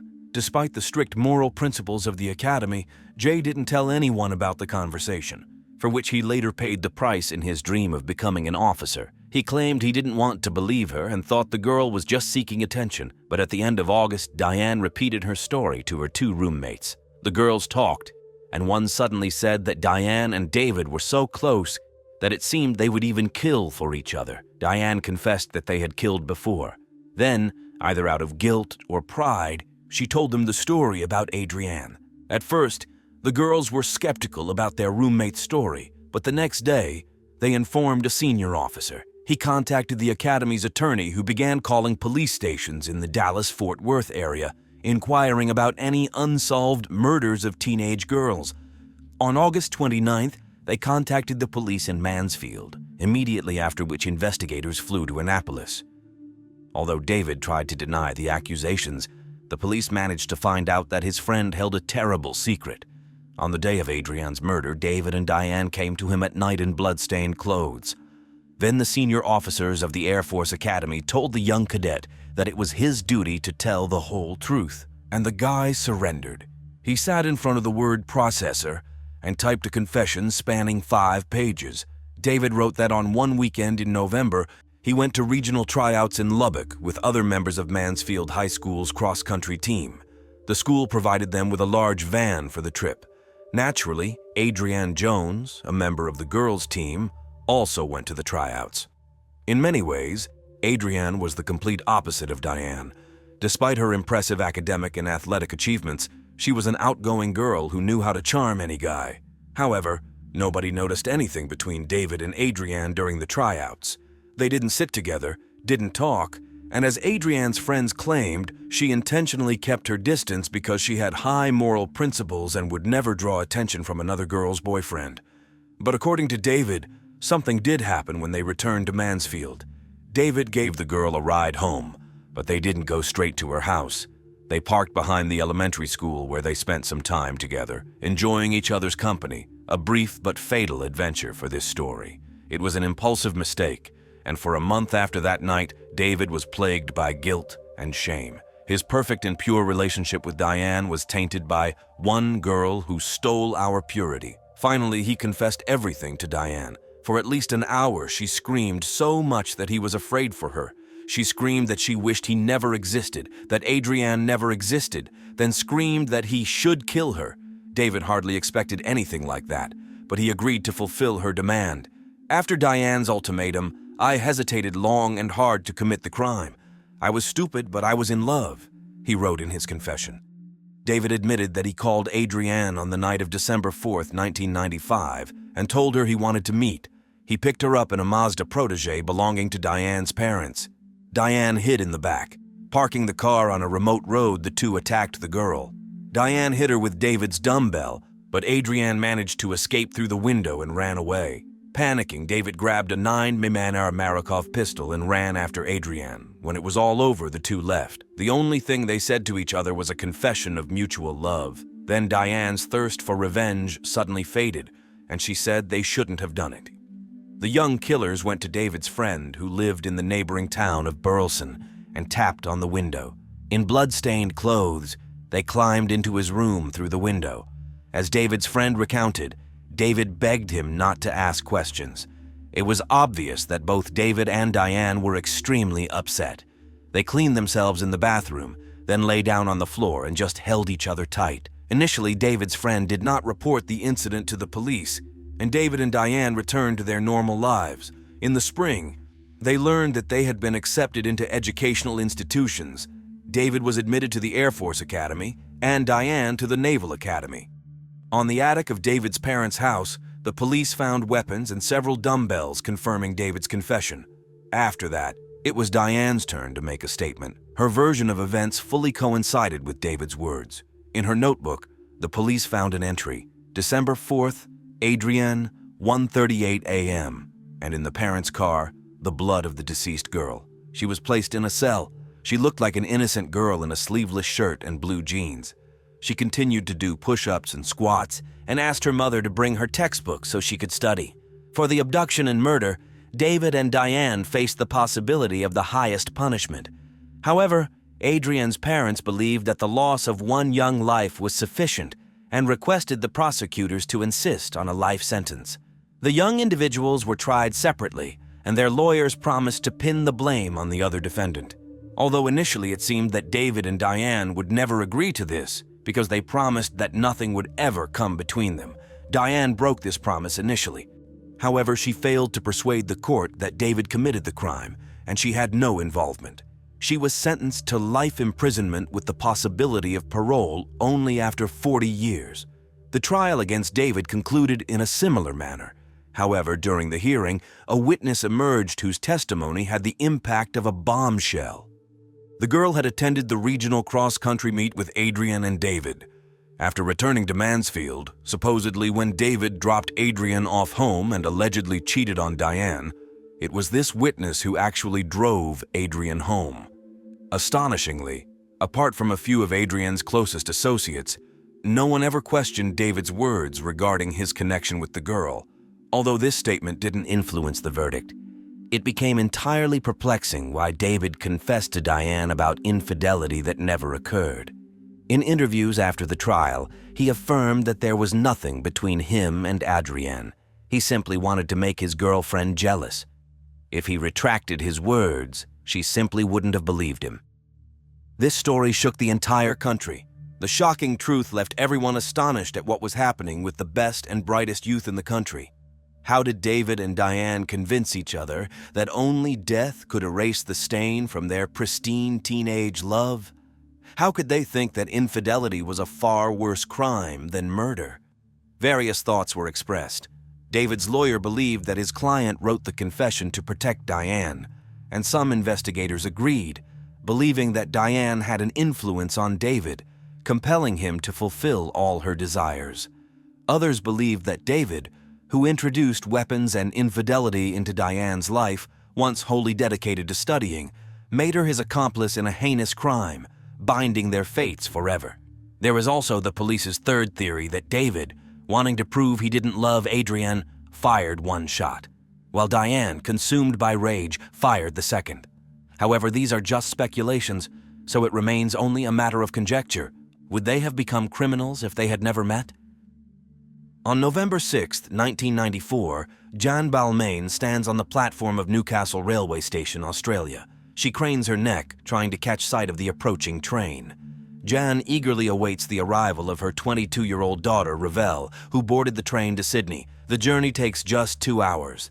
A mother waits, anticipating her daughter, an extraordinarily beautiful blonde with blue eyes, tall and slender, to flutter onto the platform and embrace her. Ravel Balmain lives in the prestigious Sydney suburb of Bellevue Hill, not far from the city center. She is a model and a dancer. She had planned to visit her parents before a work trip to Japan, where her troupe awaited her for their 4th tour. But there is much that Jan doesn't know about her daughter, and on this November day, Ravel does not disembark in Newcastle. Traces of her short life are scattered across Sydney's streets, including items intended to accompany her to Japan, a journey she will never make. 22-year-old Ravel Balmain was close to realizing her dream. As a professional dancer, she had already visited Japan on 3 concert tours and eagerly anticipated her 4th trip. She supplemented her income by modeling, appearing in magazine spreads and product advertisements. Just a few days later, a new issue of a popular Australian magazine featuring Ravel on the cover was scheduled for release, an esteemed accomplishment for a model. Additionally, 4 weeks ago, Ravel met a promising 27-year-old director named Piers Fisher-Pollard. Young, beautiful, and talented, Ravel had high expectations for life, and it seemed like her entire life lay ahead of her. Ravel started dancing at the age of 3. She adored music, jazz, and tap dancing. During her teenage years, she spent a year in a theater school in Britain. However, upon returning from her first concert tour, she realized that performing on stage was her true calling. Unfortunately, it didn't pay as well as she'd hoped, so she juggled dancing with modeling jobs. But even that wasn't enough to cover her bills. Therefore, she decided to improve her financial situation by offering her services to an escort agency.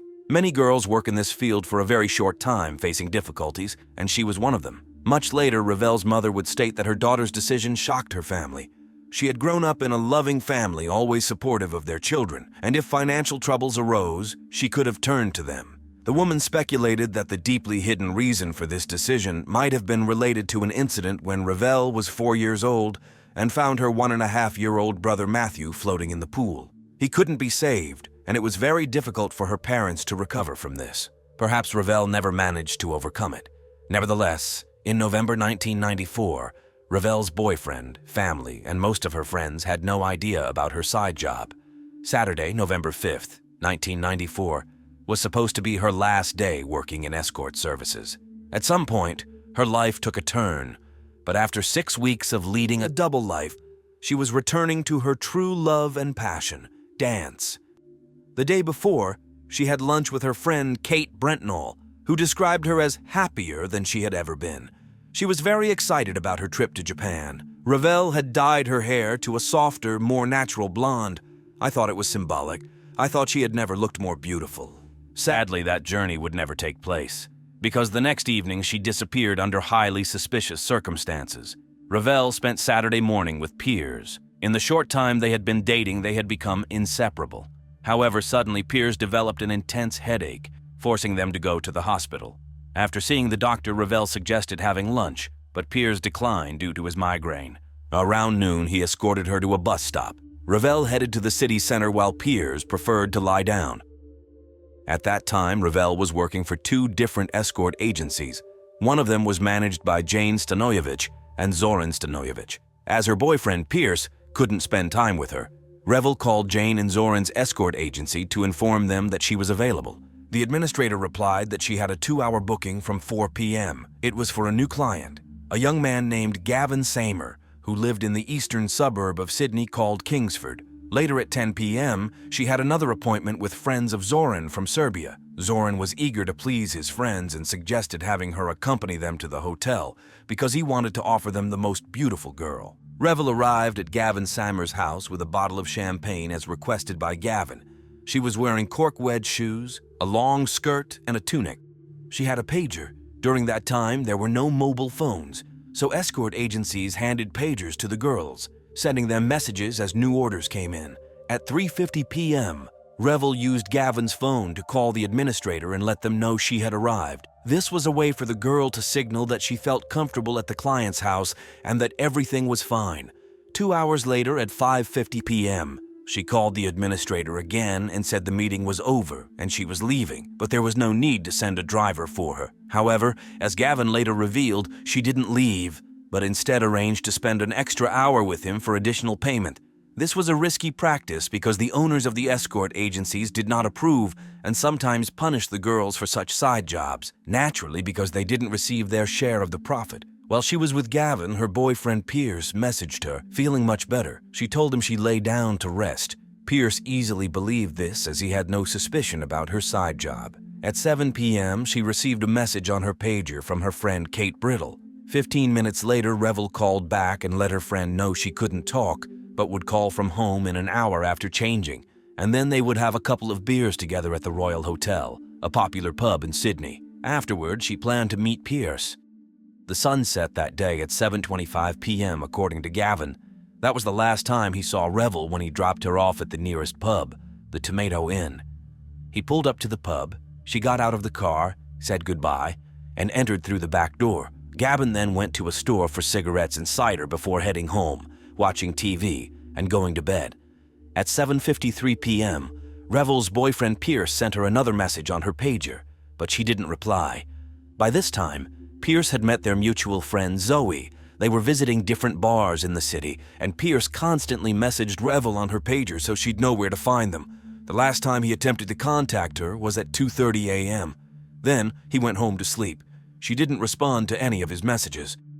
On the following day, November 6th, Ravel's mother, Jen Belmain, stood on the railway platform in Newcastle, awaiting the arrival of the train from Sydney, on which her daughter was supposed to arrive. Ravel's parents were eagerly anticipating their daughter's arrival to have a sort of farewell celebratory dinner, to catch up, chat, share the latest news before she was due to embark on a 2-week rehearsal in Brisbane, followed by her troupe's upcoming 4-month tour in Japan. The train arrived, but Ravel wasn't on it. Jen assumed that her daughter might have missed the early morning train and waited for the next one. However, Ravel still didn't appear. As time passed, Jen realized that something was amiss. She returned home and immediately made phone calls. She contacted her daughter's friend, the apartment neighbor, and hospitals in Sydney, trying to ascertain her whereabouts. When Ravel's apartment neighbor informed Jen that Ravel's room still had an almost fully packed suitcase with her belongings, passport, and ticket to Japan, Jen realized it was time to involve the police. Jen, along with Ravel's apartment neighbor and her boyfriend Piers, reported Ravel missing.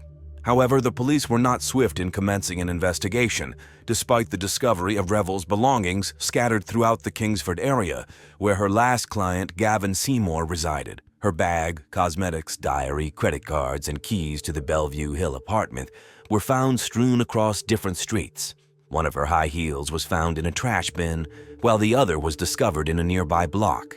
The plastic casing of her pager was lying in a gutter. On the 5th day after the girl's disappearance, when everything indicated an unfortunate event involving Revel, the police started their investigation. Initially, they explored the version that Revel was abducted on the streets of Kingsford, with the abductor throwing her belongings out of the car window while driving. Wild rumors circulated, suggesting she might have been abducted at the request of an Arabian prince and taken to Saudi Arabia. However, the police attempted to investigate more realistic scenarios. Pierce was the first to be excluded from the list of suspects. Investigators considered the possibility that he might have learned about the girl's double life and became so furious that he killed Revel. However, when informed about her side jobs, it was a double blow for the young man. He had an alibi for the evening of her disappearance, and apart from her family, a few friends, and her roommate, he was one of the few people who insisted on continuing the investigation, demanding a more serious approach to the case. Next in line as a suspect was Gavin. Several suspicious moments arose in his story. He recounted that on that Saturday, when he decided to engage the services of the escort agency, his girlfriend Michelle had left home to visit her family. He hired Revel and paid her $500 for 3 hours. To pay Revel, he pawned Michelle's clarinet and received $250 for it. Additionally, he won $150 at slot machines in the Tomato Inn pub. This summed up to $400. He paid this in cash and another $100 to Revel by check. However, the pub staff couldn't recall cashing out his winnings, and he allegedly lost his family's checkbook. Even in the store where he bought cigarettes and cider, there were no records corresponding to the man's claims. His girlfriend Michelle was, of course, questioned. She flew from Brisbane to Sydney 2 days after Revel's disappearance. Gavin met her at the airport, and she immediately noticed scratches on Gavin's chest and neck. There was also a mark on his finger, as if from a bite. The police also noticed these wounds, but Gavin couldn't explain where they came from, whether from surfing activities or gardening. Michelle also pointed out that Gavin cleaned his car and folded the rear seats, although she added that he often turned the car into a mess, then cleaned it to accommodate his surfboard. Additionally, her incredibly lazy boyfriend laundered the bedding and hung it out to dry just before her arrival. She found it suspicious, but it likely indicated his attempt to hide infidelity rather than criminal activity. Unfortunately, due to the lack of evidence, the police couldn't even conclusively prove that a crime had occurred. The Revel parents were determined to seek justice for their daughter, but no one was arrested or charged with anything. A member of the Revel family claimed that the police considered Revel's life less valuable because she was promiscuous, hence they half-heartedly conducted the investigation. Gavin's house was searched not immediately after the girl's disappearance, and even then, it was done without a warrant. It was more of a cursory inspection. Gavin's car was checked for DNA and other evidence only after 10 days. Many crucial witnesses were not interviewed and evidence was not gathered. Naturally, the investigation stalled, and there were no developments in it for several years. Only in 1999, after an active campaign by the public, media, and the girl's relatives, did interest in the case resurface, and it was reviewed by the coroner. The detective who led the initial investigation told the coroner that, in the police's opinion, Gavin was the prime suspect in the case. Even Gavin's lawyer, Seymour, was forced to agree that his client was the sole suspect. Gavin worked for the girl's parents' company and at the time was an attractive, successful young man. Additionally, he was quite athletic as he loved surfing. Gavin lived with his girlfriend, Michelle, but when she went to visit her family, he decided to hire an escort. Gavin was the last person seen with Revel. According to him, she spent an additional hour with him before he dropped her off at the Red Tomato Inn, a pub in Kingsford. He parked his car in the back. Revel exited the car, said goodbye, and walked inside through the back door. He then went to a store and headed home. However, nobody at the pub who was present at that time could recall seeing Revel. The owner explicitly stated that they had a different crowd that evening, and if such a girl had entered the pub, everyone would have noticed. Despite Gavin purchasing cider at the store, no one remembered this. In other words, after Revel's last call to her friend from Gavin's house at 7:15 p.m., nothing from Gavin's account was officially confirmed. Moreover, Michelle, now his ex-girlfriend, told the coroner in 1999 that she called Gavin that evening but got no answer. After several attempts, she finally got through at 9:22 p.m. and he sounded agitated. His other ex-girlfriend, who had been involved with him before, stated that after drinking, he could become aggressive and hit her in the face. This raised suspicions further, especially because Gavin had been drinking on Saturday throughout the day and had at least consumed half a bottle of champagne brought by Revel. However, one witness, a young man named Jeremy Coughlin, offered a completely different scenario of what might have happened to Revel. Jeremy was a friend of one of Revel's wealthiest clients, Mark Colton. Jeremy recounted that he and Mark were at a party when, after a few drinks, Mark abruptly said, "Aren't people stupid? Have you heard about Revel Belmain? First, there were rumors about an Arab prince who took her to Saudi Arabia. Nonsense. She's at a depth of 3 meters and nobody will find her body. That's what you get for deceiving the brothel you work for. The brothel owner wanted her dead because she was damaging his business." Jeremy asked his friend about Mark's relationship with Revel, and he replied that he met her outside the brothel, paying her between $500 to $1,000 a week, which was cheaper than paying the agency $200 per hour. When Mark Colton was questioned, he denied saying anything like that, but he indeed had heard rumors that agencies were threatening employees who saw clients privately. Owners of the agency were also questioned. It turned out that on Revel's last day working at the escort agency, she owed Jane and Zoran money, around $300. However, as explained by Jane, this wasn't considered unusual. While most clients pay with credit cards, some prefer cash, and at the end of each week, the girls in the agency reconcile who owes what to whom. According to Jane, Revel was planning to repay the money owing to a meeting with Zoran's friends scheduled for 10 p.m. However, Zoran claimed he was unaware of such an agreement. In fact, his words contradicted those of his wife on almost every point. Jane described that on the day the girl disappeared, she and Zoran bought a television, had pizza at a pizzeria around 5 p.m., and went home. She didn't work that night because she was heavily pregnant and tired. However, Zoran told the police he didn't work on the evening of the girl's disappearance, literally saying, "No, not on Saturday." He claimed he took the TV to the office, installed it, and returned home around 7 p.m. Yet, 4 years later, during the coroner's inquest, he stated that by saying, "No, not on Saturday," he meant not during the day on Saturday. In reality, he did work that evening and returned home around 2 a.m. He blamed the misunderstanding on the translator. However, later, a linguistic expert confirmed that the original statements of the man were translated correctly. Regardless, Zoran claimed he did not see Revel that night. As the agency's driver, he picked up another girl, Kelly, at 7:15 p.m. He took her to meet his friends at Royal Hotel Park in Darling Harbour, where he waited for 2 hours before driving her to another appointment at the Sheraton Airport Hotel. When he was taking the girl home, he had a flat tire, which he had to fix himself. For 4 years following the girl's disappearance and before the case was considered by the coroner, the police did not interview either Zoran's Serbian friends, who had long since left for Belgrade, or Kelly, Revel's colleague, who provided Zoran's alibi. Partly this was because when Jane Stanojevic gave her initial statement in 1994, she said that Revel was supposed to meet the Serbians at the Swiss Grand Hotel in Bondi. After 4 years, she claimed she had made a mistake and actually meant the Park Royal Hotel in Darling Harbour. It wasn't until 1999 that the police checked the registration records of both hotels, finding no information about the Serbians in either. Only after Zoran's testimony did the police locate Kelly, who reluctantly corroborated his words. However, when the police checked the Sheraton Hotel records, they couldn't find evidence of Kelly or her client being there.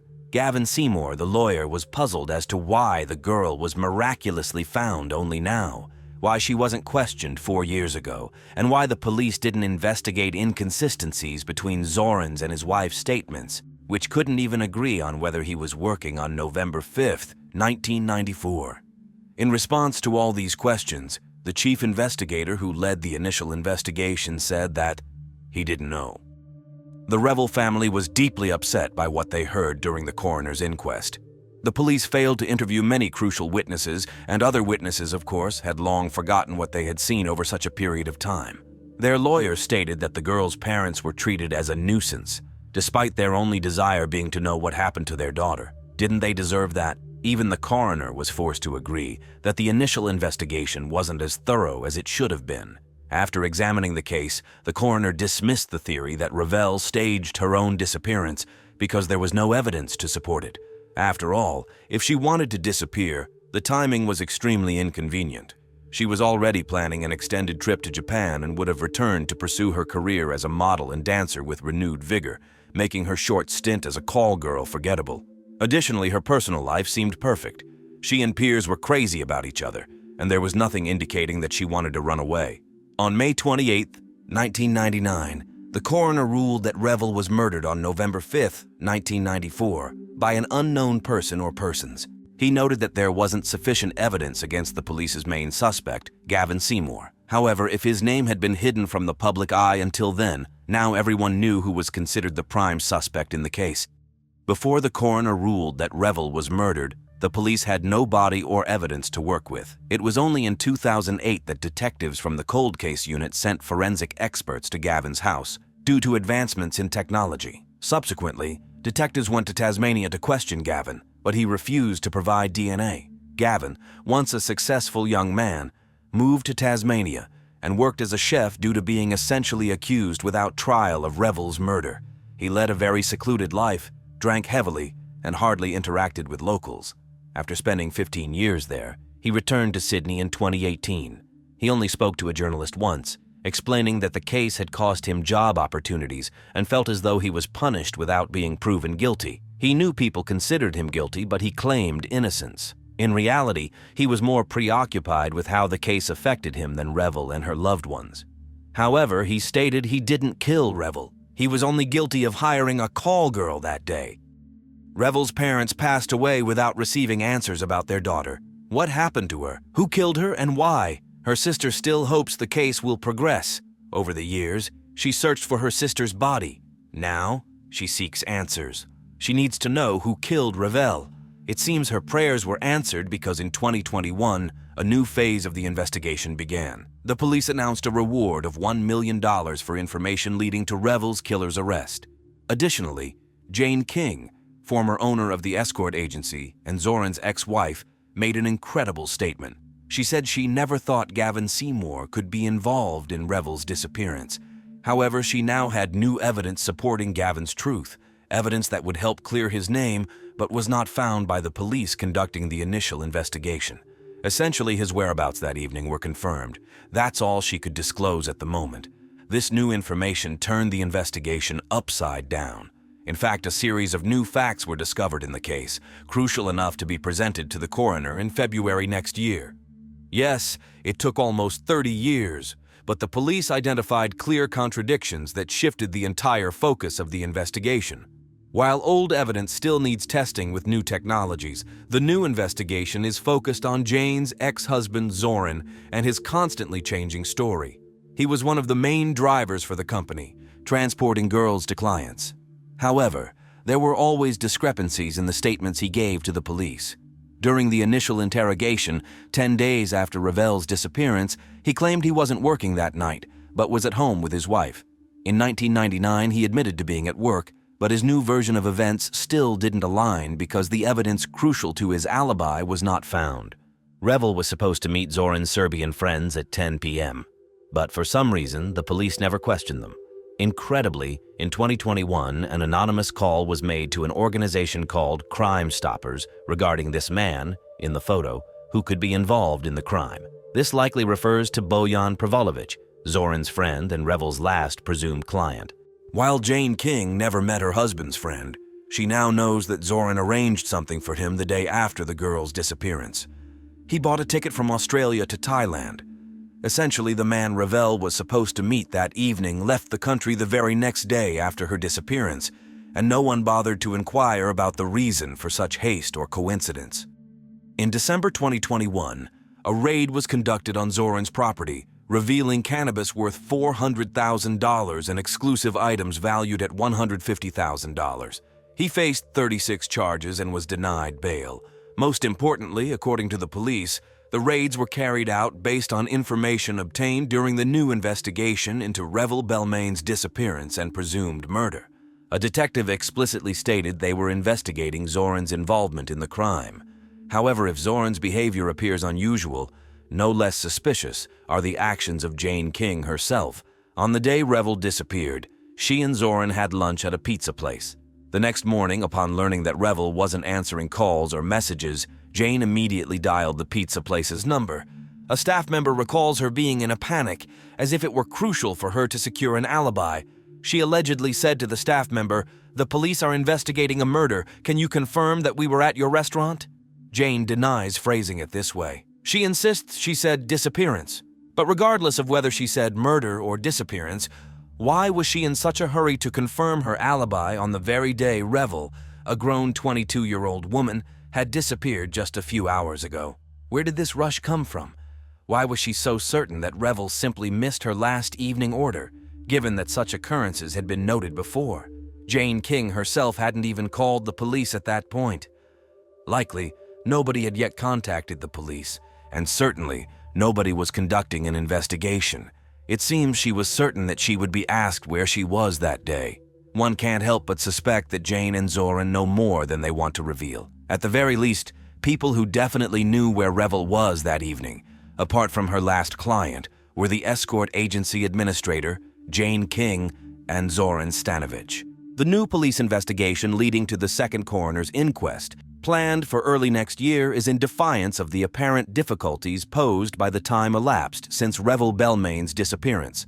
However, it currently promises the greatest hope that this dreadful case will be solved.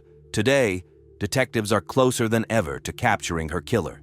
The meeting went well. Janine smiled satisfactorily. She was sitting in the car with her friend Becky and a new acquaintance introduced to her by Becky. Janine was facing difficulties with her rapidly growing real estate business, and the man was supposed to help her. They met in the car due to the busy schedule of the women and to drive by and discuss one of the houses owned by Janine's real estate agency. They agreed on everything, and Janine was sure that the rough patch would soon be over. She would go on a cruise, and when she returned, work would fall into place, and she would receive $1 million, which she would put into new projects. Smiling happily in anticipation of change, Janine opened the car door and stepped out into the parking lot. But before she could take a few steps, she realized that none of her dreams were meant to come true. Janine Lee Monsell, 28, met Max Jones, 31, in early 1991. It was a fateful encounter. Until then, Janine had been desperately unlucky in love. She had been married twice before and was raising a son on her own. But with Max, everything was different. He was reliable and faithful, and they immediately developed feelings for each other. It only took them a few months to decide that they wanted to spend the rest of their lives together. Janine and Max's wedding took place quite modestly in a local church in October of the same year, 1991. Soon after, their family began to grow. The following summer, their son Zach was born, and 2 years later, their daughter Alexandria, who everyone called Alex, arrived. The family lived modestly, but they managed to make ends meet. Janine tried several jobs. She tried working as a nurse and selling various goods, but her job failures were offset by her husband's stable income. Max was not only talented, but also hardworking as a carpenter. His skills were highly valued, and he was never idle. Moreover, he never turned down extra work, and although the family didn't live extravagantly, they stayed afloat. The couple lived in a modest house in Northport, Florida, where they raised their children, attended church, and participated in the local community. They had many friends, were loved and respected by their neighbors, and seemed genuinely happy together. But soon, the situation took a sharp turn. In 1997, Janine got a job as a guard in a prison, but it led to a huge scandal. She engaged in a romantic relationship with an inmate, and after someone complained about their relationship, they were caught in the act, so to speak. Their prolonged affair was confirmed when letters from Janine to her lover were found in the inmate's cell. Though they were signed with a different name, it wasn't hard to establish their true author. To prevent further scandal and numerous interrogations, Janine resigned. But secrets are hard to keep, and rumors quickly reached her husband. Janine and Max had a falling out. It was a double blow for Max. Firstly, his wife had been unfaithful to him. Secondly, she had once again lost a job that provided a decent supplement to the family, which was barely making ends meet financially. The couple decided not to split up for the sake of their children, but trust was lost forever. They tried to pretend that everything was still the same, but longtime friends saw through the facade. It was just for show. One of the close individuals to the family was John Chamberlain. He met the couple at church, and since then, the two hard-working men, Max, working as a carpenter, and John, a locksmith, became best friends. Over the years, John observed how the spouses drifted apart. Janine and Max lived together, but besides their children and property, they had nothing in common. But gradually, even though love had long vanished from their relationship, the situation more or less stabilized. The children grew up, and each of the spouses socialized with their own circle of friends. In 2011, Max began to suffer from stomach problems, which led to a significant weight loss and multiple hospitalizations. However, doctors were at a loss and couldn't find the cause of his illness. Prior to this, he had never complained about health issues. The family did everything possible to alleviate Max's condition, hoping that doctors would soon understand what was wrong, but they were completely unprepared for how it would all end. Just 3 days after Thanksgiving in 2011, the family found Max near death. He was lying in bed, pale and unresponsive. Janine called 911. The dispatcher instructed her on how to administer first aid to Max, and Alexandria followed the instructions. Unfortunately, Max passed away in his daughter's arms. Paramedics arrived minutes later, but they couldn't do anything to help. Max died from a heart attack at the age of 52. Family and friends were shocked by his sudden death. They knew he was ill, but they thought it was related to his stomach. The news of the heart attack came as a thunderbolt out of the blue. It was very difficult for Zach and Alexandria, who were 19 and 17 years old respectively, to cope with the loss of their father. Nevertheless, a doctor signed the death certificate, and Max was cremated 2 days later. Now, it was up to Janina to provide for the family. Considering her previous employment difficulties, it seemed like an insurmountable task for her. But to everyone's surprise, she not only managed but also significantly improved the family's financial situation. Of course, a big help was the $1 million insurance payout she received after her husband's death. But she didn't just sit on it. Using the money, she opened a real estate agency and began renovating and renting out homes. Like many cities in the USA, Northport experienced a real estate boom in the early 2000s. But the 2008 crisis hit the real estate sector hard, and many homes were foreclosed by banks. They stood abandoned, waiting for new owners. These homes became an opportunity for someone like Janine, who had the money to take advantage of the situation. Naturally, Janine also found herself and her children a better place to live. Explaining her actions by the need to move on, she sold the house and all of her late husband's belongings, including his musical and work tools, which he cherished dearly. But it didn't stop there. She began spending a lot of time with her new friend Becky. She drank, used drugs, and spent money on travels, cars, and even a second home in the Great Smoky Mountains area in Tennessee. To those who knew her behavioral changes seemed astonishing. It seemed strange to acquaintances that one could forget a husband with whom Janine had spent 20 years so quickly. Finally, changes awaited Janine in her personal life as well, when she met Matthew Riley Smith, a cable television installation technician. Matthew was only 26 years old. He was half Janine's age and only a few years older than her son. Nevertheless, in July 2012, Janine announced to everyone that she and Matthew had married during a recent trip to Las Vegas. Zach and Alexandria didn't like that their mother had remarried so hastily, especially considering that Max had passed away less than a year ago. They tried not to conflict with Matthew because he hadn't done anything wrong to them, but they disapproved of their mother's eagerness to move on so quickly. Nevertheless, Matthew Smith became a part of Janie Ain's personal life and business, but Matthew's help turned out to be insufficient. In fact, the business was so successful that Janine soon needed an employee, and she turned to her old friend, John Chamberlain. Besides being a locksmith, he had many other skills necessary for home repairs. Janine offered John a job with the condition that he and his 11-year-old daughter would live in one of her houses and pay a very low rent. It was a lucrative offer, and John agreed. Everything went well for a few months, but soon doubts began to creep into the man's mind. John Chamberlain was particularly troubled by the number of houses where all his work involved drilling the lock on the front door. Janine reassured him that this was just a routine part of the job.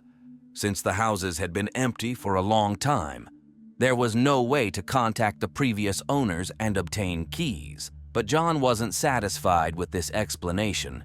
Nevertheless, he continued to do repairs for Janine, not taking any action, until one significant moment.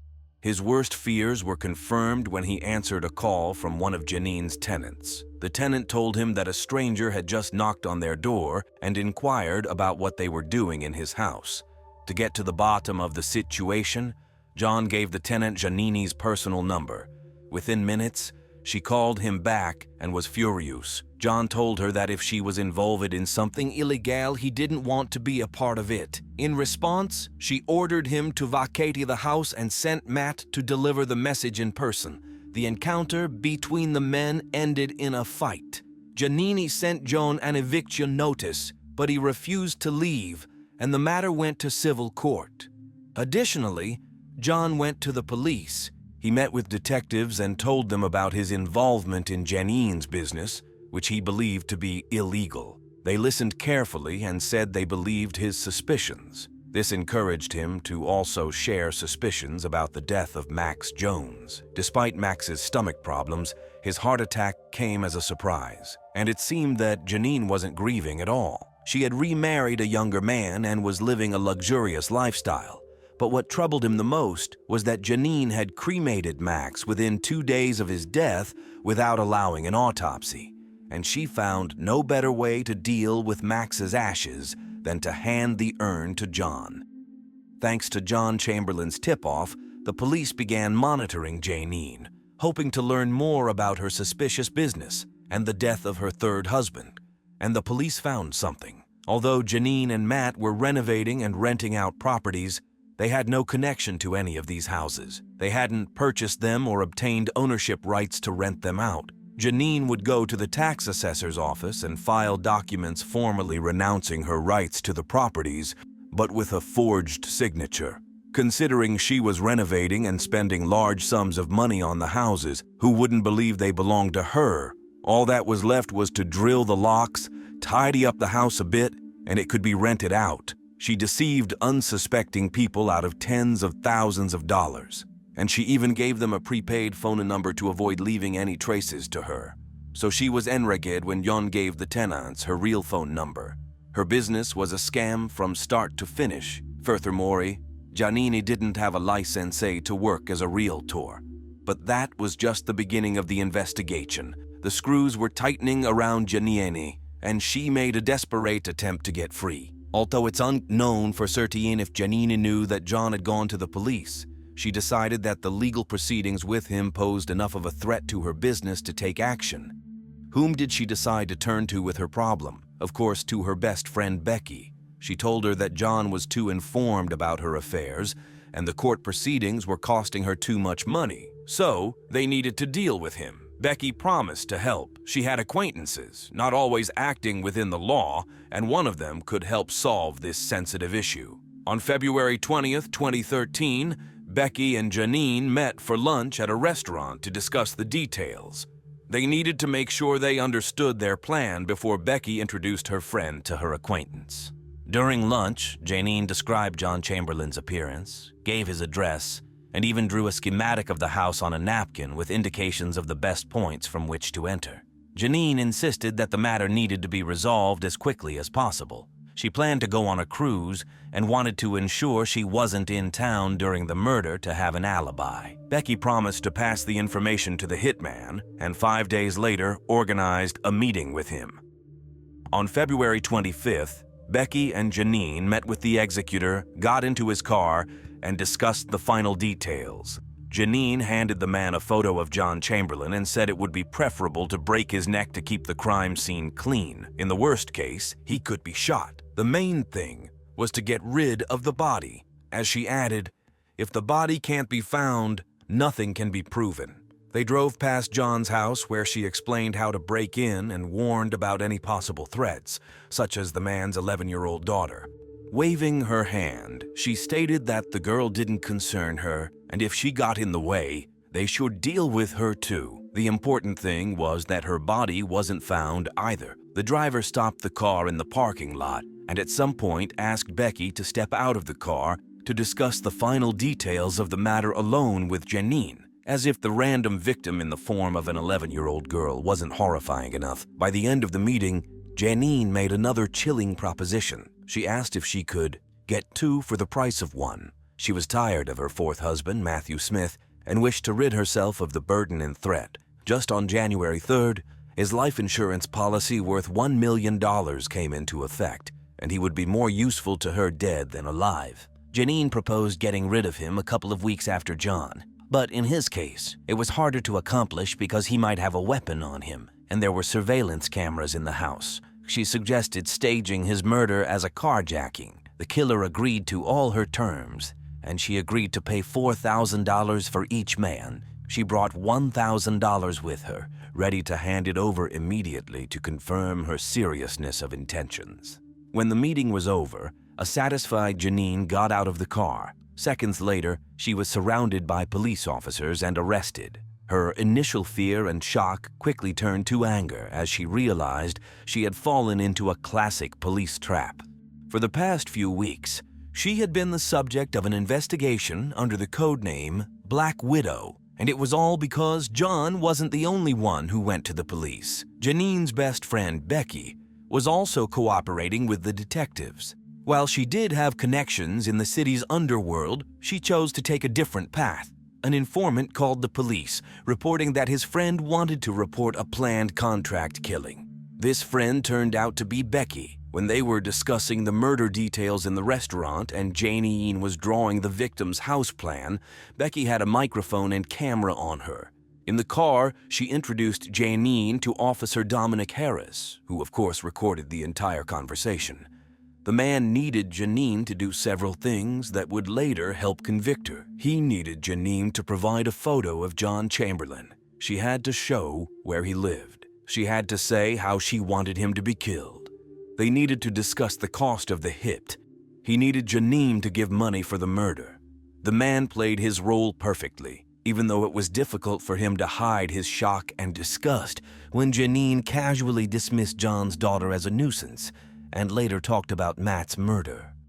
Janine was charged with 2 counts of solicitation to commit murder and faced 33 charges related to her business, ranging from robbery to criminal use of personal information and operating as a realtor without proper authorization. Her husband, Matt Smith, was horrified when he was told that his wife had planned to have him killed. He himself was arrested on March 15th, 2013. Initially, he was reluctant to cooperate, but the 30 charges of fraud persuaded Matt, and he offered to testify against Janine. In exchange for his testimony against his wife, he was offered a great deal. In January 2014, after spending 6 months in prison, he pleaded guilty to only 1 charge.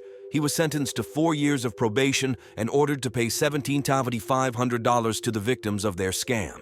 However, Matt never got to testify in court.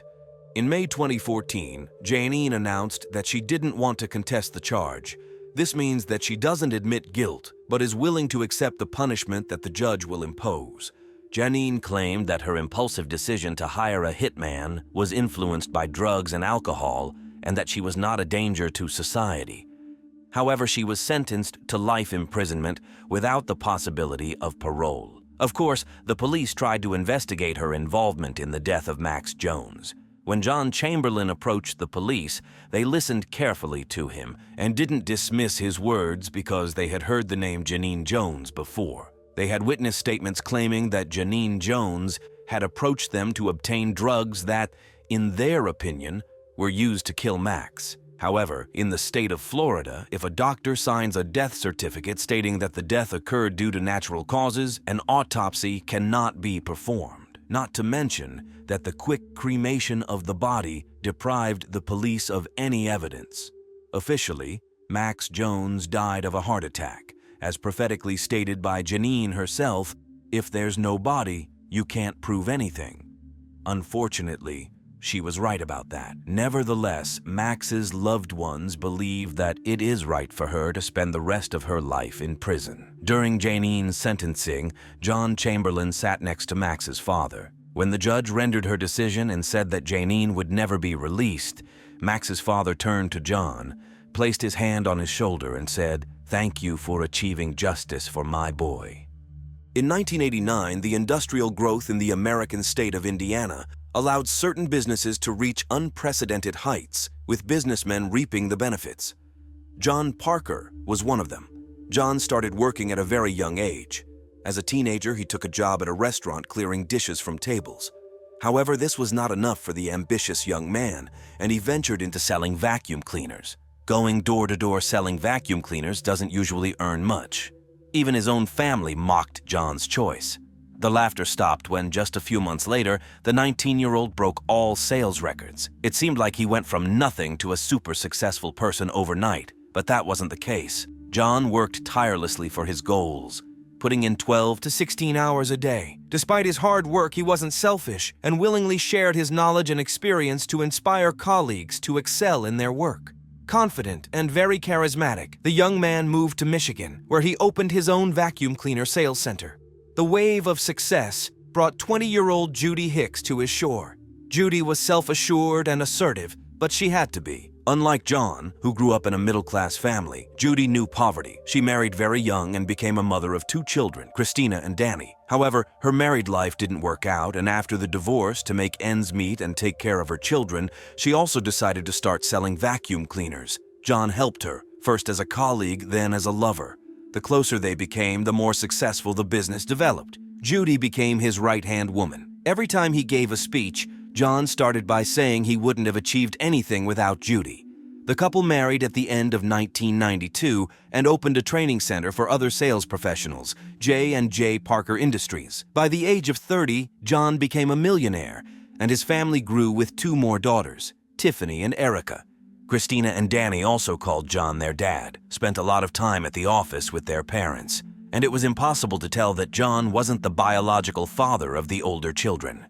The family led a deliberately luxurious lifestyle. This was one of John's philosophies, to radiate success so that his employees would also strive for success. He was an idol of the youth of that generation. However, after 10 years of marriage, many things changed. John, once a cheerful and content man, turned into a bundle of nerves. However, not without reason. His wife cheated on him with their colleague.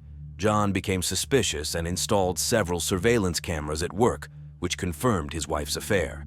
It was a severe blow to his ego. He started drinking. Judy begged him to hand over the incriminating video, but John refused. It would give him a significant advantage in divorce proceedings. However, he had no intention of divorcing. As he jokingly told a friend, it's cheaper to keep her, so John decided to take his wife as far away from her lover as possible. The family returned to Indiana and settled in the prestigious neighborhood of Crown Point. John opened an office in Merrillville, Indiana, and disbanded the office staff in Michigan. He brought with him only his most loyal employees, including his trusted confidant, Ben. John brought Ben from Michigan and began training him in everything so that when he decided to step back from business, it would continue to thrive. Together, they built a business empire and seemed to be living better than they could have ever imagined.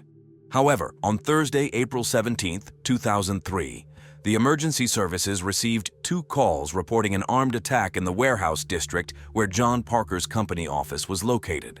The calls came from John's wife, Judy Parker, and his manager, Ben.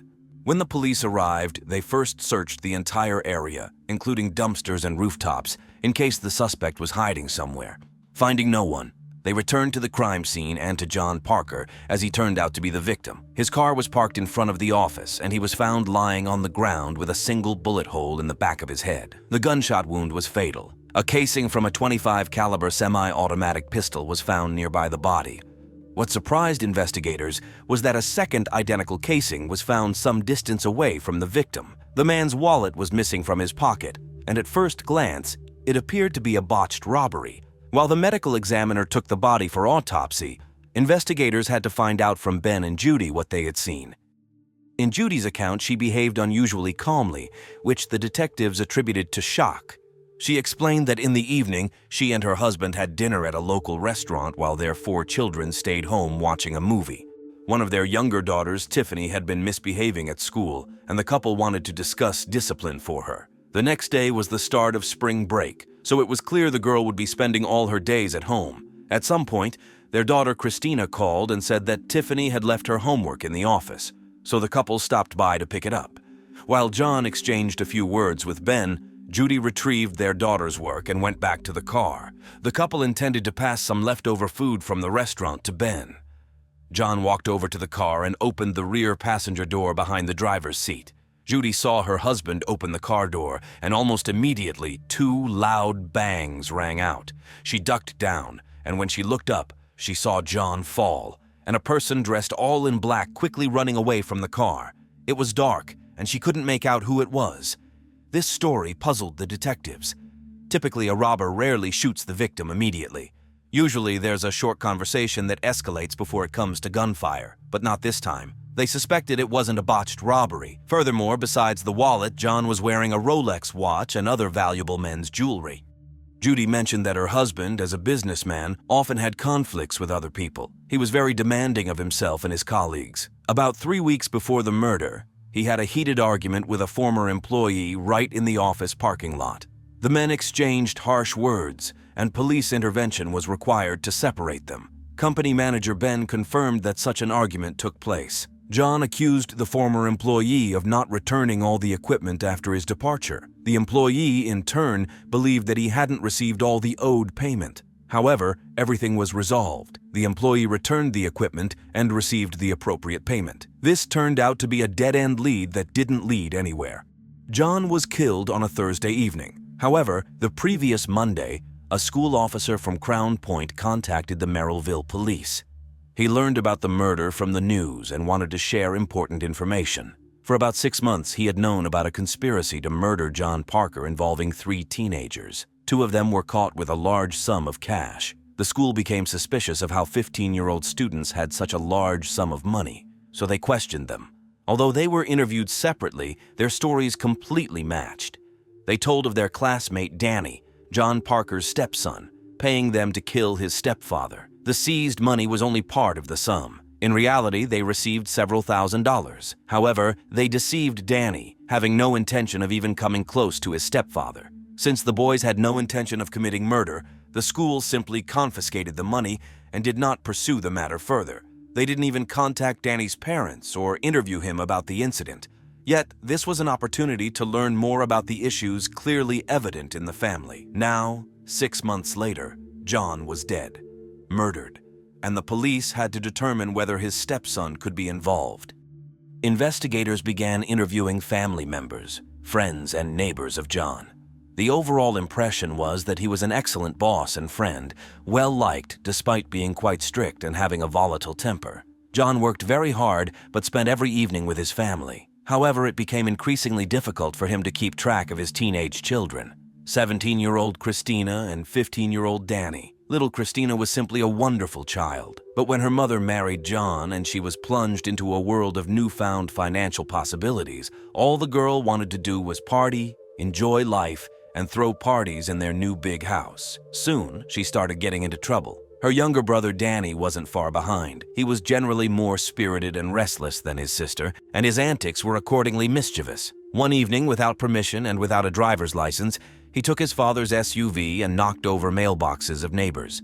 After that, John had to go around to all of them and negotiate so they wouldn't report his stepson's actions to the police. It's worth noting that John himself grew up in a family with very strict rules and tried to impose similar rules on his family so that the older children wouldn't get into trouble with the law. Of course, the teenagers didn't like this and rebelled. And what about Judy? She preferred to be a friend rather than a mother to Christina and Danny. The parents seemed to be clearly divided into good and bad cops. What was most horrifying was that the younger girls saw the atmosphere in the house unfold and also didn't listen. After learning about the family situation, investigators hurried even more to find the 2 classmates of Danny and interview him himself. Danny did not deny conflicts with his stepfather, who tried to raise him as best he could. He admitted to giving money to his classmates, but not to kill John, just to scare and beat him up. And he had the money simply because he had been saving it for some time. Danny was still detained, and detectives had to find out if two teenagers accidentally killed John while trying to scare him.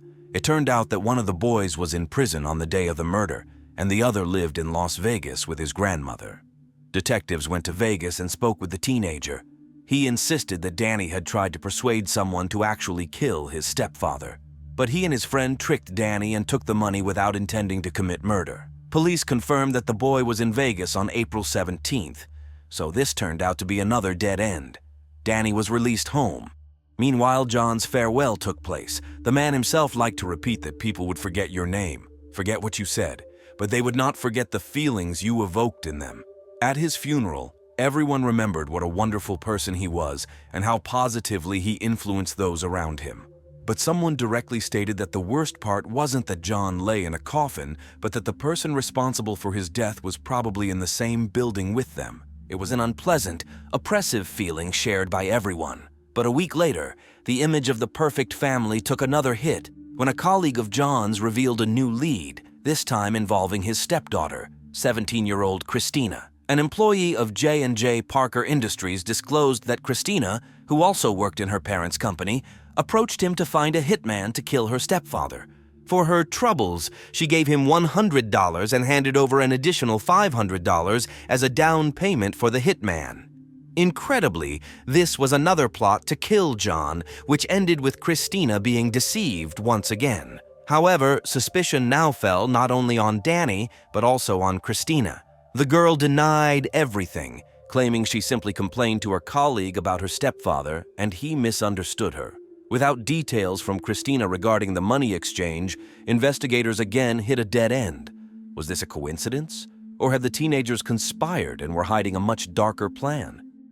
Several weeks later, a month after John Parker's murder, the police stumbled upon another lead leading to Christina's classmates. Under pressure, they confessed to selling a weapon to Christina that was used for shooting practice on a family farm. Officers found a tree with bullet marks on the farm, and on the ground, they discovered casings. Ballistics analysis confirmed that the casings matched those found at the crime scene. Now the police could link Christina to the purchase of the weapon, but the girl simply denied everything. And since the police didn't have the murder weapon in hand, and Christina had an alibi, she was watching a movie at home with her younger sisters, they couldn't prove that she killed John. So who pulled the trigger? The circle narrowed around family members, but for the prosecutor it wasn't enough. There was only a conspiracy, but no weapon, and no person to pin it on. Meanwhile, without John, his family and business gradually fell apart. Judy spent all her time with her new boyfriend Ben, John's right-hand man. The children were forced to take care of themselves, cooking and cleaning the house. This spoke volumes because after a tragedy, a parent instinctively seeks to spend more time with their children. Judy did just the opposite, indicating she wasn't truly attached to her husband or children. The business also declined, and Judy and the children struggled financially. Judy was supposed to receive $1 million from 2 of John's insurance policies, but because the investigation was ongoing, the insurance company refused to pay her. Judy and Ben moved with the younger girls to Michigan. Danny and his biological father went to Arizona, where the boy found work on a construction site. Christina, expecting her first child, stayed in Indiana with her boyfriend Eric. Only John's close friends and family continued to push for the investigation to continue, which it did without ceasing. In 2007, 4 years after John's murder, a detective from the narcotics department contacted one of the investigators on the case. He informed them that Christina's husband, Eric Grabsky, was involved in a drug-related investigation, and there was already a warrant out for his arrest. Detectives seized the opportunity to glean new information about the old case. They speculated that the hope of a deal with the prosecution would loosen Eric's tongue, and they were not wrong. Eric knew who killed John. The triggerman turned out to be Christina's younger brother, Danny. The question was whether Christina would confirm her husband's words. Eric called her and she agreed to come to the station. She stated that her stepbrother Danny had killed her stepfather. However, initially she tried to downplay her role, minimizing her involvement in the case. But investigators had already determined that she purchased the weapon, and it was she who called her parents about her sister's homework, even though school holidays, including Easter, were starting the next day, so there was no rush to collect Tiffany's homework. Therefore, detectives knew that Christina played an active role in the murder. They pressured her, and she confessed that she knew about all the conspiracies to kill John. She, her brother, and her mother had spent over a year trying to find someone willing to kill John, spending several $1,000s on their search. But after multiple unsuccessful attempts with incompetent contractors, they decided that Danny would do it. Detectives flew to Arizona, where Danny lived and worked. When an investigator approached him and mentioned being from Merrillville, Danny visibly softened. The detective asked, "Do you know why I'm here?" To which Danny replied, "I'm ready to tell everything." It was clear that this weighed heavily on him, and he regretted what had happened. Here's what he revealed. The murder of John was Judy's plan. She constantly told the children that she couldn't live with John anymore, that he mistreated her and was abusive. However, when Danny was asked if he ever witnessed such behavior towards his mother, he couldn't recall anything of the sort. Moreover, the police never responded to the family's address. Also, the mother promised the older children that life would be much better without John. They would have money and no control from a strict stepfather who demanded that the children study well and behave properly. Initially, Judy attempted to poison her husband personally, but she failed. Then she and the children began looking for someone willing to carry out this job for money. However, finding a killer and buying a weapon required money. To secretly obtain such large sums from her husband, Judy forged company checks. She stole $7,500 and John was about to find out about it. Ultimately, Judy decided they would do everything themselves. She devised a plan in which all three would have alibis. The mother decided her 15-year-old son, Danny, would commit the murder. Christina's role was to call and lure John to the office. Christina gave Danny the keys to her car, even though he didn't even have a driver's license yet. The accomplices took a huge risk, and at any moment, things could have gone awry. Nevertheless, the teenager climbed out of his bedroom window to avoid being noticed by his younger sisters, got in the car, drove to the office, and waited. He saw the parents arrive, hid behind a dumpster, and waited for an opportunity to shoot. When John approached the car and opened the door, Danny ran up and fired. The gun accidentally fired a second time when he tried to reach for the man's wallet, hence the second shell casing being far from the body. This clarified one of the mysteries that had been troubling the investigators. Danny then fled, got into the car, and quickly returned home, where Christina awaited with a bag into which he placed his clothes, the weapon, and the wallet. He took a shower, and they didn't discuss it further. Christina later handed the bag to her mother, and Judy disposed of it. Following Christina and Danny's confessions, both were arrested. Now the police had to arrest the puppeteer behind her husband's murder, Judy Parker, but the police had absolutely nothing against her. Fortunately, her children agreed to testify against their mother in exchange for reduced sentences. Then Judy decided to confess her guilt in 2009. Christina was sentenced to 5 years in prison for her role in the crime. However, after her release in 2013, she died of a drug overdose at the age of 27. Danny was sentenced to 23 years. He was released 3 years after his sister in 2016. Judy was sentenced to 33 years in prison. She was released in 2023. Judy spent her entire life as a sales agent, and she certainly found a way to sell the idea of murder to her own children. Most likely, she manipulated them for years, and only when they were distanced from her could they clearly see the whole picture. Of course, Judy could have divorced, but she would have received only half of the property and wouldn't have received the $1 million from the insurance.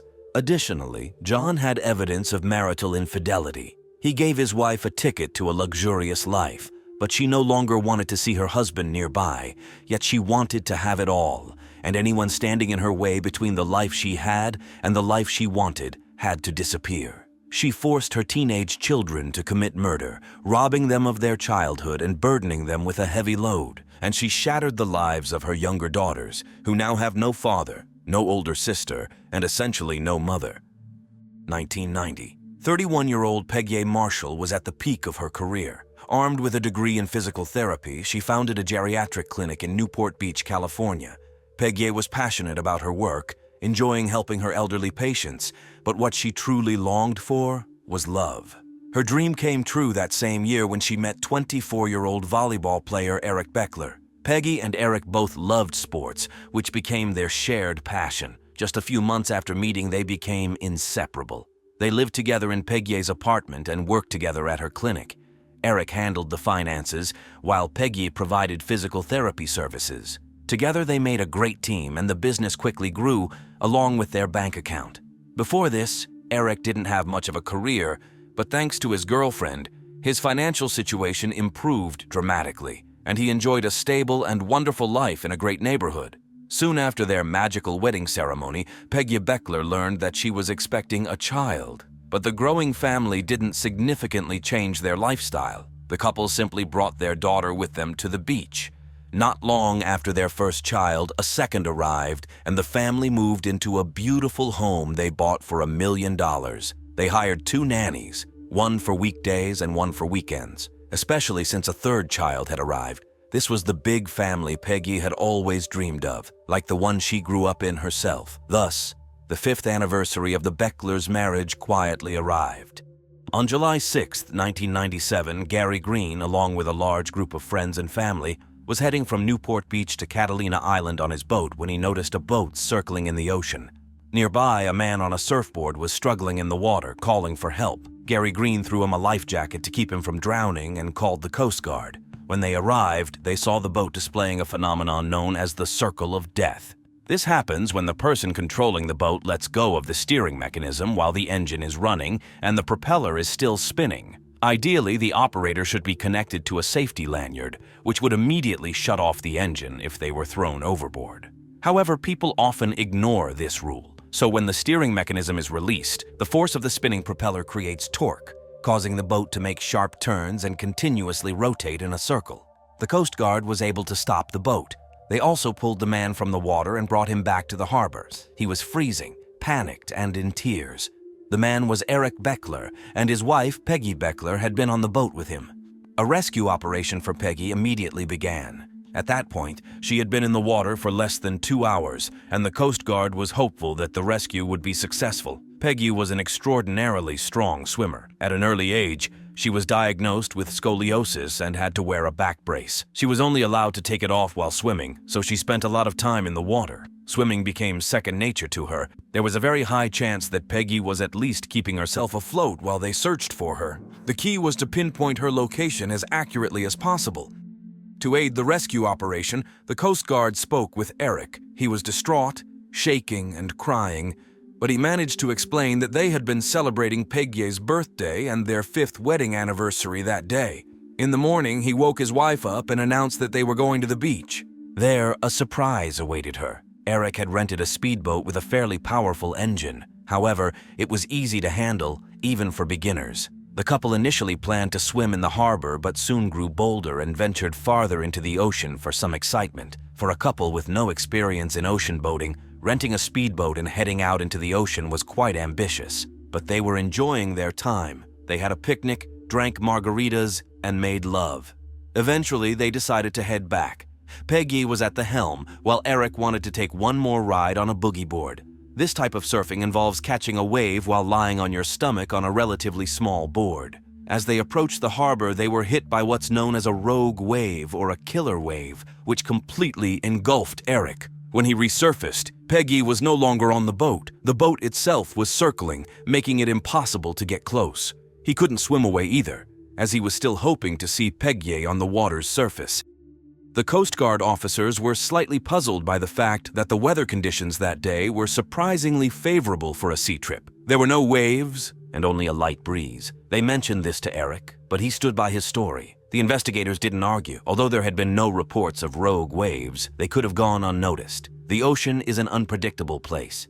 Even in calm weather, many factors, wind, currents, tides, can combine to form unexpected, sometimes deadly waves. Hours passed. Evening came. But the Coast Guard helicopters and boats continued to search for Peggy. Even Navy submarines joined the search efforts. As night fell, confidence in a successful rescue began to fade. If the current had carried her away, she could have ended up in Santa Barbara or even Mexico. Peggy Beckler was searched for relentlessly for several days, but in the end, the difficult decision was made to call off the search. The Coast Guard focused on examining the boat. First, they made sure there were no mechanical issues that could have caused the accident. Then, they tried to recreate the situation the couple had been in. All the experiments showed that no matter how the boat rocked, the person steering it should have fallen inside the boat, not into the water. There was another odd detail. A pair of sunglasses was found near the steering mechanism. If Peggy had been swept away by a wave, the glasses should have fallen overboard, along with other items which should have been in disarray, but nothing of the sort was observed. Suspicion grew, and the Coast Guard asked the Homicide Investigation Department to look into the case. It was only later that forensic experts examined the boat. However, since the Coast Guard initially treated the case as an accident, most of the evidence had been lost. Under the mattress, the investigators found a small stain that looked like blood. The amount was too small to extract DNA or even determine the blood type. They couldn't even confirm if it was human blood or from a fish. Nevertheless, this didn't stop the investigators from questioning Eric about the discovery. Eric explained that his wife was on her period, and since they had been intimate, something could have gotten on the mattress. A reasonable explanation, but the detectives weren't ready to take his word for it. The boat was treated with luminol to detect traces of blood, and they found a whole pool of blood that had been carefully cleaned. It was invisible to the naked eye. Unfortunately, too much time had passed, and it was now impossible to determine when the blood had appeared or who had cleaned it up. Besides, Eric seemed so distraught over his wife's disappearance. No one believed that he could have killed his beloved wife. Moreover, there was another theory regarding her disappearance. Peggy and Eric had been spending too much money. Eric hadn't made mortgage payments on their home for several months, and their financial situation had deteriorated. But at that moment, Peggy caught a lucky break. She was approached by representatives of another company interested in buying her clinic because it had achieved great success. Peggy was faced with a tough choice. She didn't want to sell her clinic for any amount of money, as it was her life's work. However, her husband felt differently. He wanted to get rid of all their problems and difficulties, take the money, and not work. After giving in to his persuasion, Peggy agreed to sell the business. But luckily for her, the new bosses wanted both her and her husband to stay and continue working at the clinic. This was a great solution for them, but the situation didn't last long. The new owners uncovered fraudulent schemes through which the clinic had been receiving money from insurance companies for services it hadn't provided. During the period in question, Eric had been handling the finances, but his wife, as the clinic owner, took the fall. The new owners found this unacceptable and fired both of them. But losing her job wasn't the worst part for Peggy. Her clinic had been draining money from medical insurance providers for years, and someone had to be held accountable. She was facing charges of fraud and tax evasion. These are federal charges, and theoretically she could have faced 10 to 15 years in prison. Peggy confessed all this to Eric's mother, Linda. This is why Linda was convinced that Peggy had staged her own disappearance. She believed that Peggy, being a strong swimmer, had jumped overboard, easily swum to shore, and then settled somewhere in Morocco or the Caribbean. Linda thought Peggy would only return once the statute of limitations on the federal charges expired. At first, Eric's actions seemed to confirm her suspicions. He recovered surprisingly quickly after his wife's disappearance. He then sent their 3 young children to live with Peggy's parents, giving them full custody. But if anyone thought that Eric would soon try to disappear and join Peggy, they were mistaken. Just 3 months after his wife's disappearance, Eric was already dating someone new. Her name was Tina New, a model and actress who appeared in TV shows.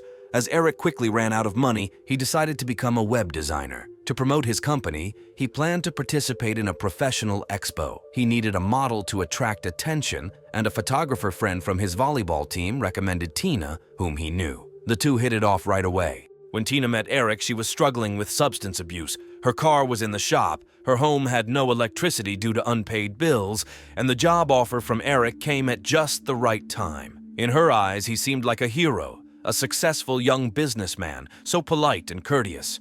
So when he invited her to come home with him that same evening, Tina agreed. Eric's home was luxurious, with ocean views from every window. Almost every wall in every room was covered with family photos, many of them featuring Peggy. Eric didn't hide what had happened to his wife from Tina. Overall, he seemed like a perfect prince to her.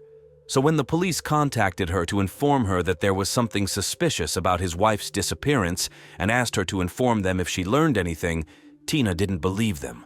The detectives left her their card, confident that once the initial charm wore off, she would call them, and they were right. Eric's new business failed after just a year, and he was catastrophically short of money to maintain the lifestyle he was used to. He lost his home, and he and Tina moved into a modest apartment. He also tried playing the stock market, but things didn't go well for him there either.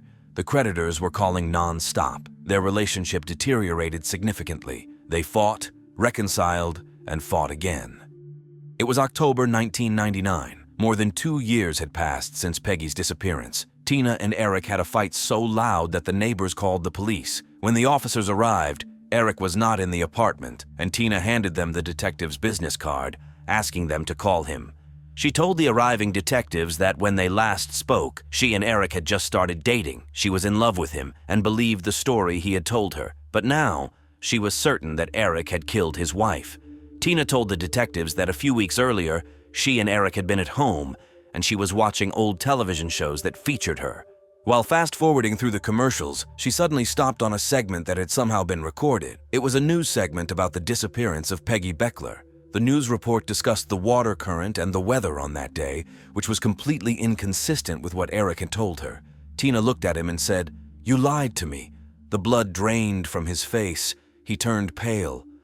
Eric admitted that he had seen his wife fall overboard but hadn't been able to swim to her in time. Tina asked if he couldn't or didn't want to. He replied, "I couldn't." Then he thoughtfully added, "Or maybe I didn't want to." A bad feeling began to creep over Tina, but she decided to brush the conversation aside.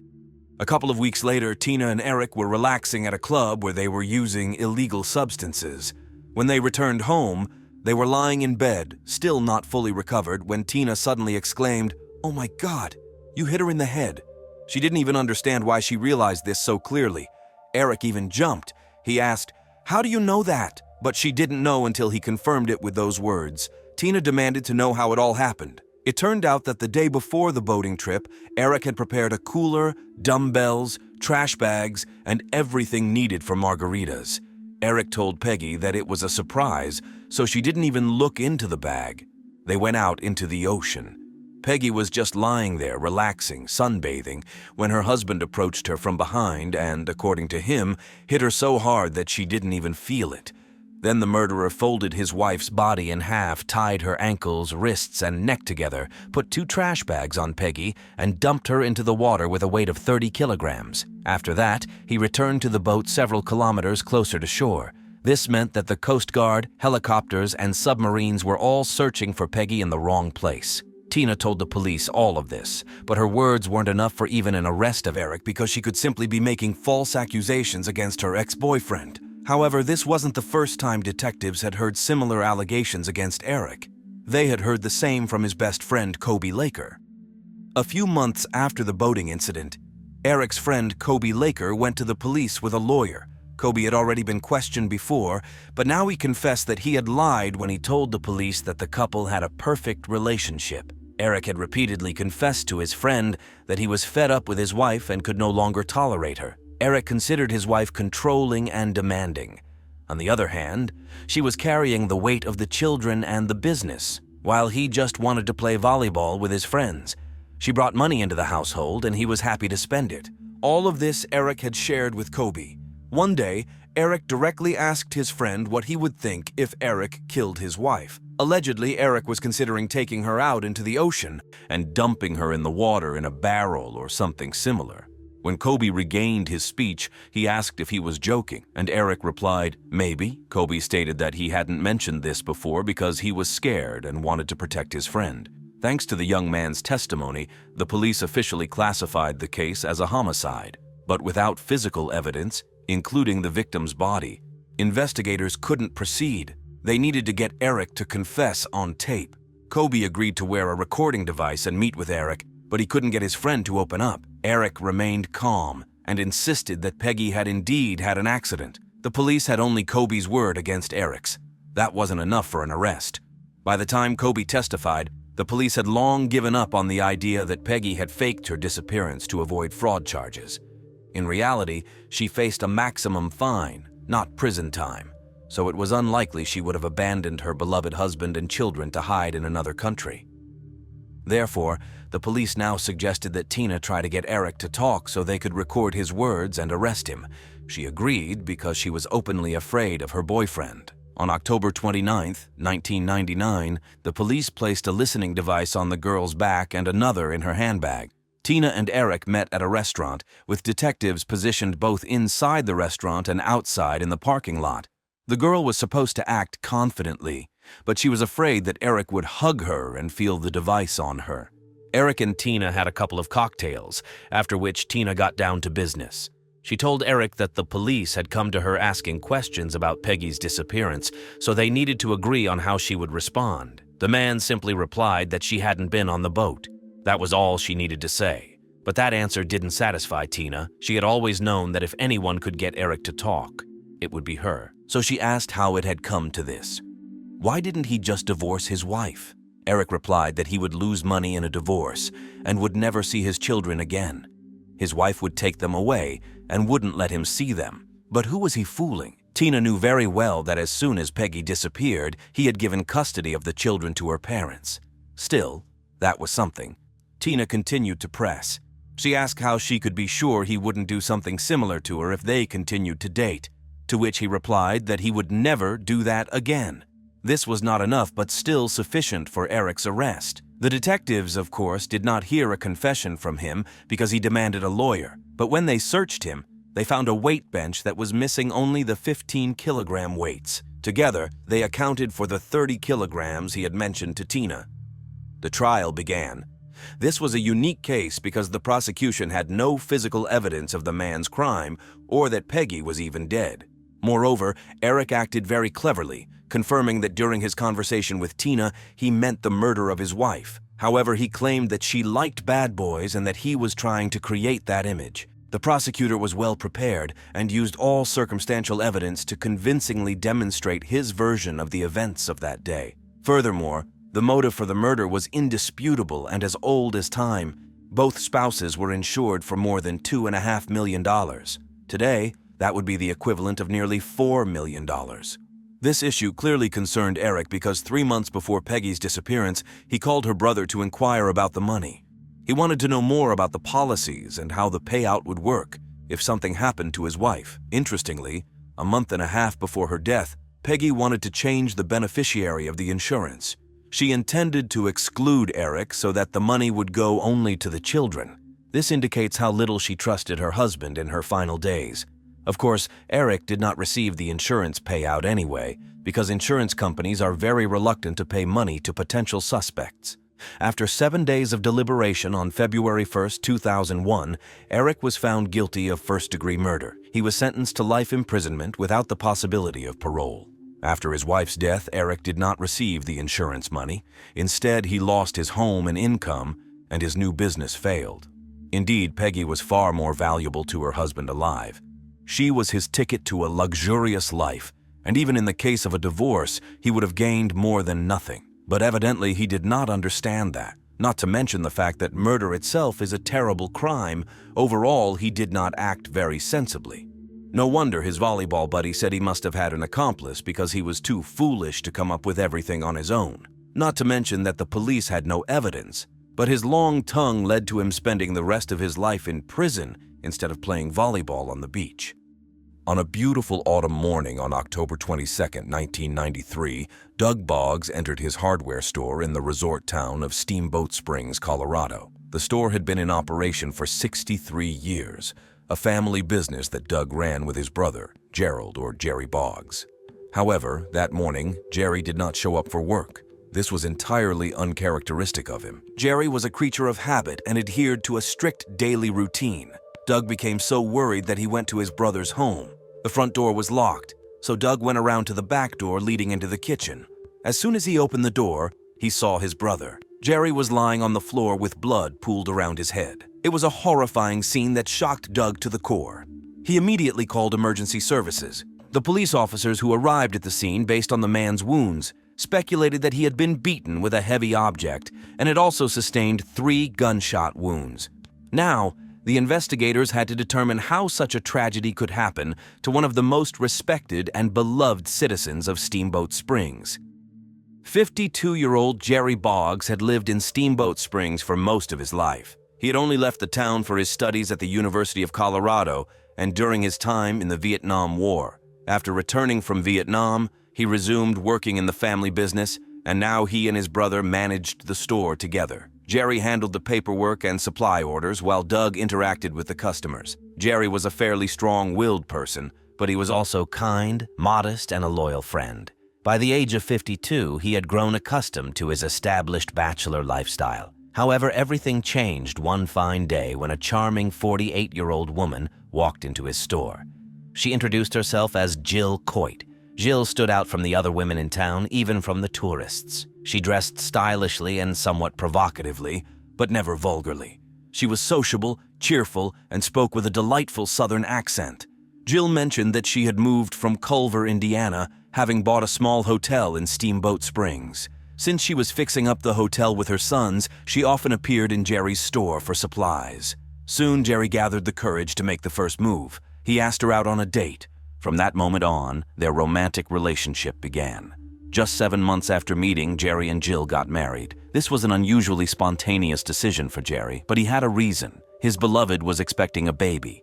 Jerry had a successful business, family, friends, money, and now his beloved wife was going to give him a child. Jerry was over the moon with happiness. He took the news with full responsibility. He remodeled the house for the baby, bought children's furniture, and read books on parenting. However, his happiness came to an abrupt end as secrets about his wife began to surface one after another.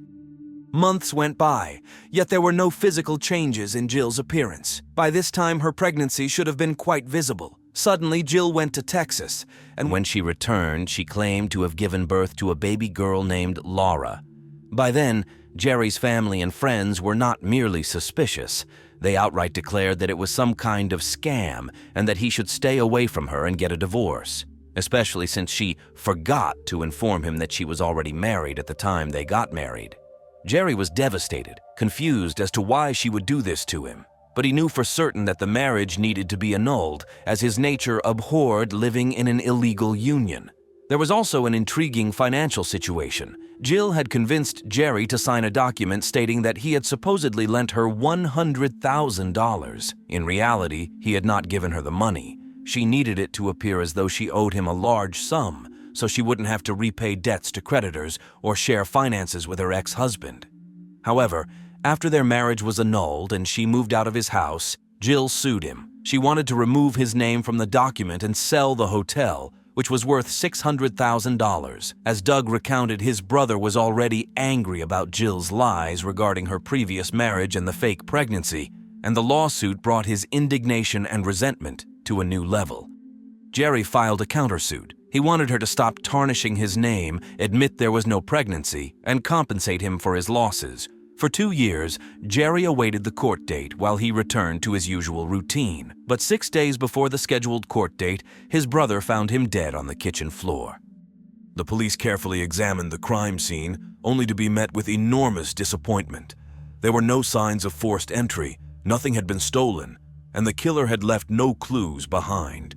The murderer took the firearm with them and left no fingerprints or blood on the shovel used to beat the victim. Whoever committed this heinous crime had covered their tracks exceptionally well. Neighbors did not hear any gunshots. However, one neighbor did recall something suspicious. On the day of the murder, she was outside and saw 2 people walking down the street. They looked suspicious enough that she went back inside. Despite the warm weather, they were dressed very warmly and resembled hunters. One was clearly a man, but she wasn't sure about the second person. There was definitely something off about them. At the same time, the medical examiner conducted an autopsy. He determined that the attack on Jerry Boggs had occurred in the afternoon of October 21st. He confirmed that Jerry had been shot 3 times, beaten, and an attempt had been made to strangle him. However, he was puzzled by marks on the right side of Jerry's neck and cheek. These were not the characteristic muzzle imprints of a point-blank gunshot wound. The medical examiner was unable to determine what had caused these mysterious marks. However, for Jerry's family, his murder was no mystery. Doug Boggs told the police that he knew exactly who was responsible. He pleaded with the police to question Jerry's ex-wife, Jill Coit. Doug's suspicions had been aroused 2 years earlier when Jill claimed she was pregnant. His brother was in love and believed everything Jill said. Concerned, Jerry's relatives contacted a friend who was a private detective and asked her to investigate Jill's background. What the detective uncovered was a completely different Jill than the one Jerry knew. With each new detail, the detective was more and more astounded. She even had difficulty determining Jill's birth year because Jill Coit had 4 birth certificates, 3 social security numbers, and at least 15 different identities she had used over the past 25, 30 years. By the time Jill met Jerry, he was potentially husband number 8. Jill Lanita Billiot was born in Louisiana. She had a tumultuous relationship with her brother, which led her to leave home at 15 and move in with her grandparents in Indiana. Local boys were captivated by her southern accent. One such admirer was 18-year-old Larry Eugene Einen. Evidently, the attraction was mutual because at 17, Jill dropped out of school and married him. The marriage dissolved quickly, within a couple of months. And when Jill left her young husband, she took the only thing he had, $280 earned from his masonry assistant job. Interestingly, divorce at that time required stating a reason. Larry cited cruel and inhumane treatment, while Jill requested a restraining order against him. What exactly transpired between the young couple remains unknown, but Jill was determined not to work a modest factory job. She decided to complete her education and returned to Louisiana to attend acting classes at the university. For 3 years, she managed to focus on her studies, at least not marrying anyone. However, she eventually married another student, Stephen Moore. Unfortunately, even the birth of their son, Seth, could not save their marriage. Jill left Stephen and moved to Texas with their son. Despite how her approach to life and marriage would change in the future, she didn't gain much financially from her first 2 marriages. While fully aware of her value and attractiveness, Jill secured a job as a model.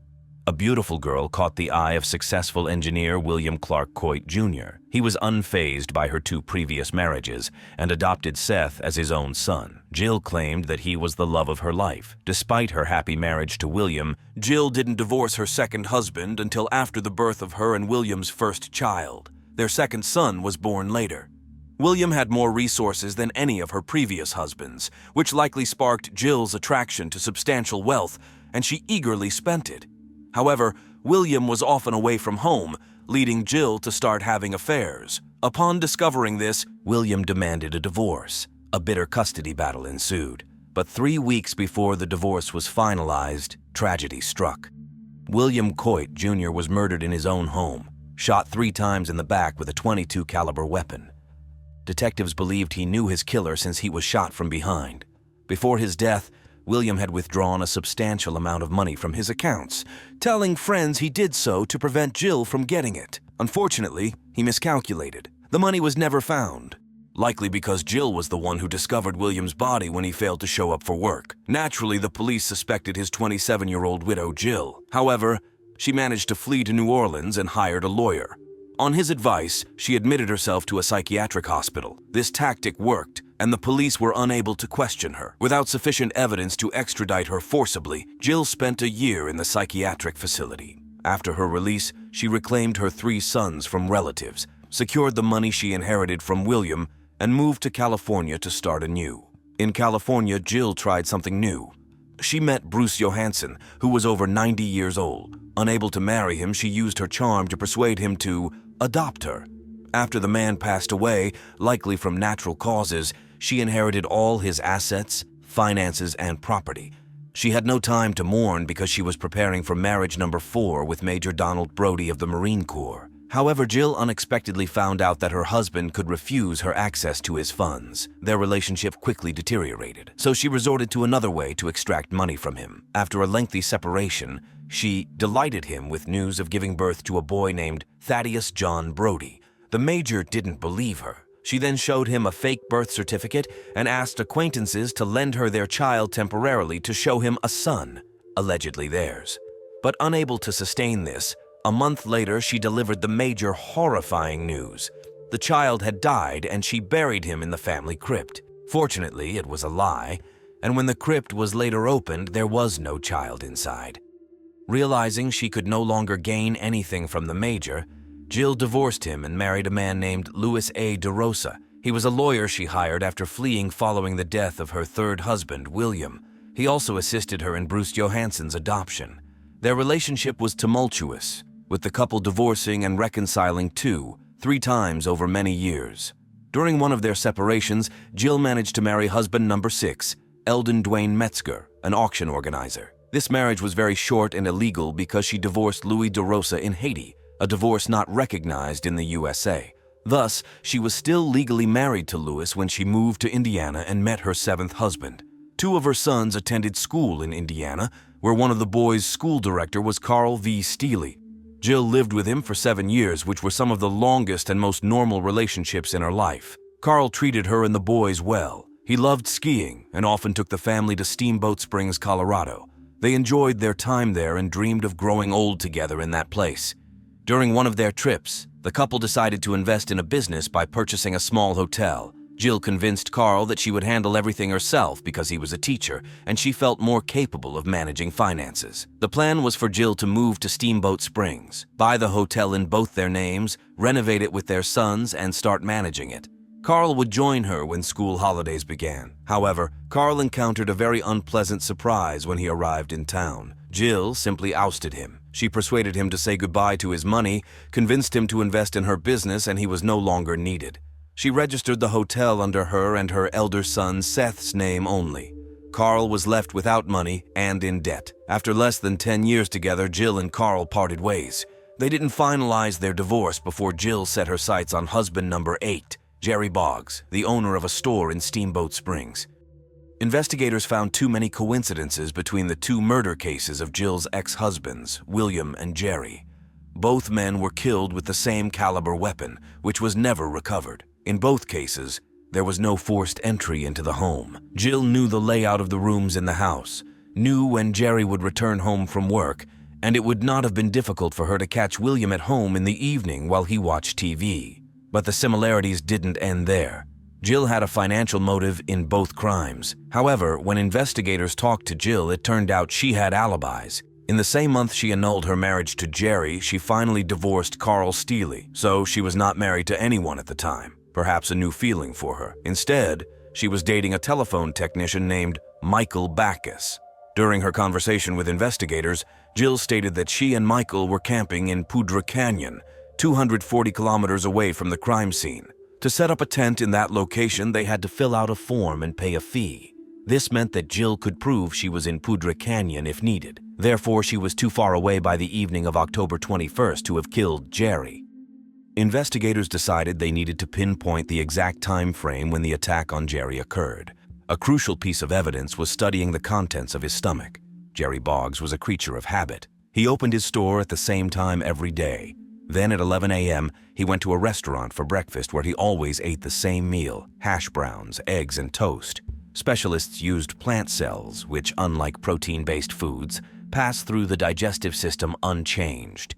They determined that Jerry had consumed onions.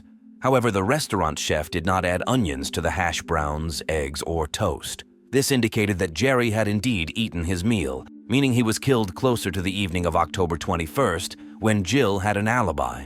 Thus, Jill had a motive, but no opportunity to kill him. If Jill didn't kill him, who did? Perhaps the unidentified hunters who had frightened Jerry's neighbor. However, the police had no leads on how to find them. Then, on a hunch, one of the investigators visited the restaurant where Jerry had breakfast and stood in the kitchen, observing the chef at work. He noticed that although the chef didn't add onions to the hash browns, he used the same spatula to mix them as he did with onions. This contamination could explain why onion particles were found in Jerry's system. It indicated that he was killed 3 hours after breakfast, a time frame during which Jill didn't have an alibi. Furthermore, the police couldn't find the form she supposedly filled out for the Poudre Canyon visit. This meant she hadn't been camping with her boyfriend and they had both lied. Interestingly, while the police awaited the results from Jerry's stomach contents, Jill managed to get married again, possibly for the last time. When unpleasant rumors began circulating about her in Steamboat Springs, she left for Las Vegas, where she seduced Roy Carroll, a retired Navy officer. However, before the end of the year, she left him and reunited with Michael Backus. According to some sources, she married him. Although no marriage certificate was found, she used his surname in any case. Meanwhile, gathering only circumstantial evidence, the police managed to obtain a search warrant for the suspect's car. Inside, they found maps of Mexico, a couple of wigs, and a stun gun. The discovery of the stun gun prompted the police to exhume Jerry's body to conduct several tests. It turned out that the marks on the victim's face matched those from this weapon. Additionally, the wigs found in Jill's car matched the description of the appearance of the two hunters observed by Jerry's neighbor on the day of his murder. However, the police were unable to arrest the accomplices because they had disappeared. The case would have stalled if not for unexpected assistance from a surprising source: Jill's eldest son, Seth. He called the police and revealed that his mother had asked him to help cover up Jerry's murder and dispose of the body. However, Seth liked Jerry and refused to assist. He informed the police that when the net started closing in on their associates, Jill and Michael traveled to California, crossed by boat from San Diego to Tijuana, then to Mexico City, and finally to Spain. Without Seth's cooperation, Jill might never have been apprehended. However, just a week later, she decided to return to the United States, where police officers tracked her down. Some speculate that she ran out of money. In any case, returning was an incredible risk, bringing her not only back to the country, but also to Steamboat Springs, where she drove around town in her own car, seemingly unfazed by the danger. On December 23, 1993, Jill and Michael were arrested and charged with first-degree murder. Even during questioning, Jill behaved provocatively, attempting to flirt with detectives and vehemently asserting her innocence. She was nearly 50 years old, but had never faced serious legal consequences despite her numerous marriages without proper divorces, document forgery, identity theft, insurance fraud, and being a potential suspect in her third husband's murder. She firmly believed that money ruled the world and that she was untouchable. The trial began in 1995. One by one, witnesses took the stand, including Michael Backus's colleague, who testified that Jill and Michael had tried to persuade them to kill Jerry Boggs, citing false claims that he had harmed a young girl and deserved to die. However, Jerry was a respected member of society, and these claims did not hold up under scrutiny. Furthermore, after her breakup with Jerry, Jill posed as a psychologist, ostensibly helping flood victims. During one session, she asked a client for a gun and offered $1,000 to kill Jerry Boggs. Naturally, the client declined this shocking proposal, especially given the context of seeking professional help for trauma. This incident underscored Jill's audacious approach to manipulating others for her own ends. When their associates failed to find someone willing to commit the murder, Jill and Michael decided to take matters into their own hands. Michael and Jill fabricated a camping trip in the canyon. However, they used this as an opportunity to practice disguising themselves. On the appointed day, they walked the streets disguised as a pair of hunters. Jill wore a mustache, wig, beard, and men's clothing. Investigators believe their accomplices entered through the back door and waited for the victim, lying in wait. After Jerry finished work early and returned home around noon, the killers immobilized him using an electroshock gun. They then beat him with a shovel and attempted to strangle him. When that failed, according to detectives, Jill shot her ex-husband 3 times. Later, she called her son Seth and said, "It's over. It's very messy." As Seth testified in court, he knew she was referring to Jerry's murder. Indeed, his testimony proved crucial in convincing the jurors of the guilt of the accomplices. It took them 5 hours to convict both of first-degree murder and conspiracy. Each received a life sentence plus an additional 48 years for conspiracy, along with a $1 million fine. Clearly, the fine was intended to prevent them from profiting from any movie or book deals about their story. But even this didn't stop Jill. She advertised herself as a green card for anyone willing to marry her. When this project failed, in 2002, she claimed she was subjected to violence and abuse in prison, and her rights were violated. She alleged that a guard had assaulted her and broken her finger. Additionally, she claimed she was denied special orthopedic devices for arthritis. She attempted similar claims in 2006, but they were not believed. Despite filing appeals, all were rejected. Some might say living in marriage is like being in prison anyway. But for Jill Coit, this prison became a lifelong reality. Jill was furious with Jerry because he dared to stand in her way and thwarted her plans.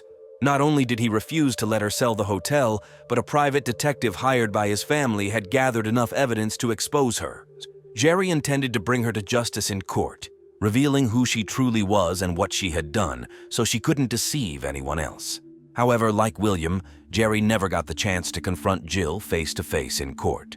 Both men were killed just days before the trial was set to begin. The murder of Jill's third husband was never solved. Jerry died trying to stop a predator, paying a high price for the truth. While Jill had no trouble cycling through men in her life, she didn't easily let go of their money. For the money she believed rightfully hers, she fought to the death, literally in their deaths.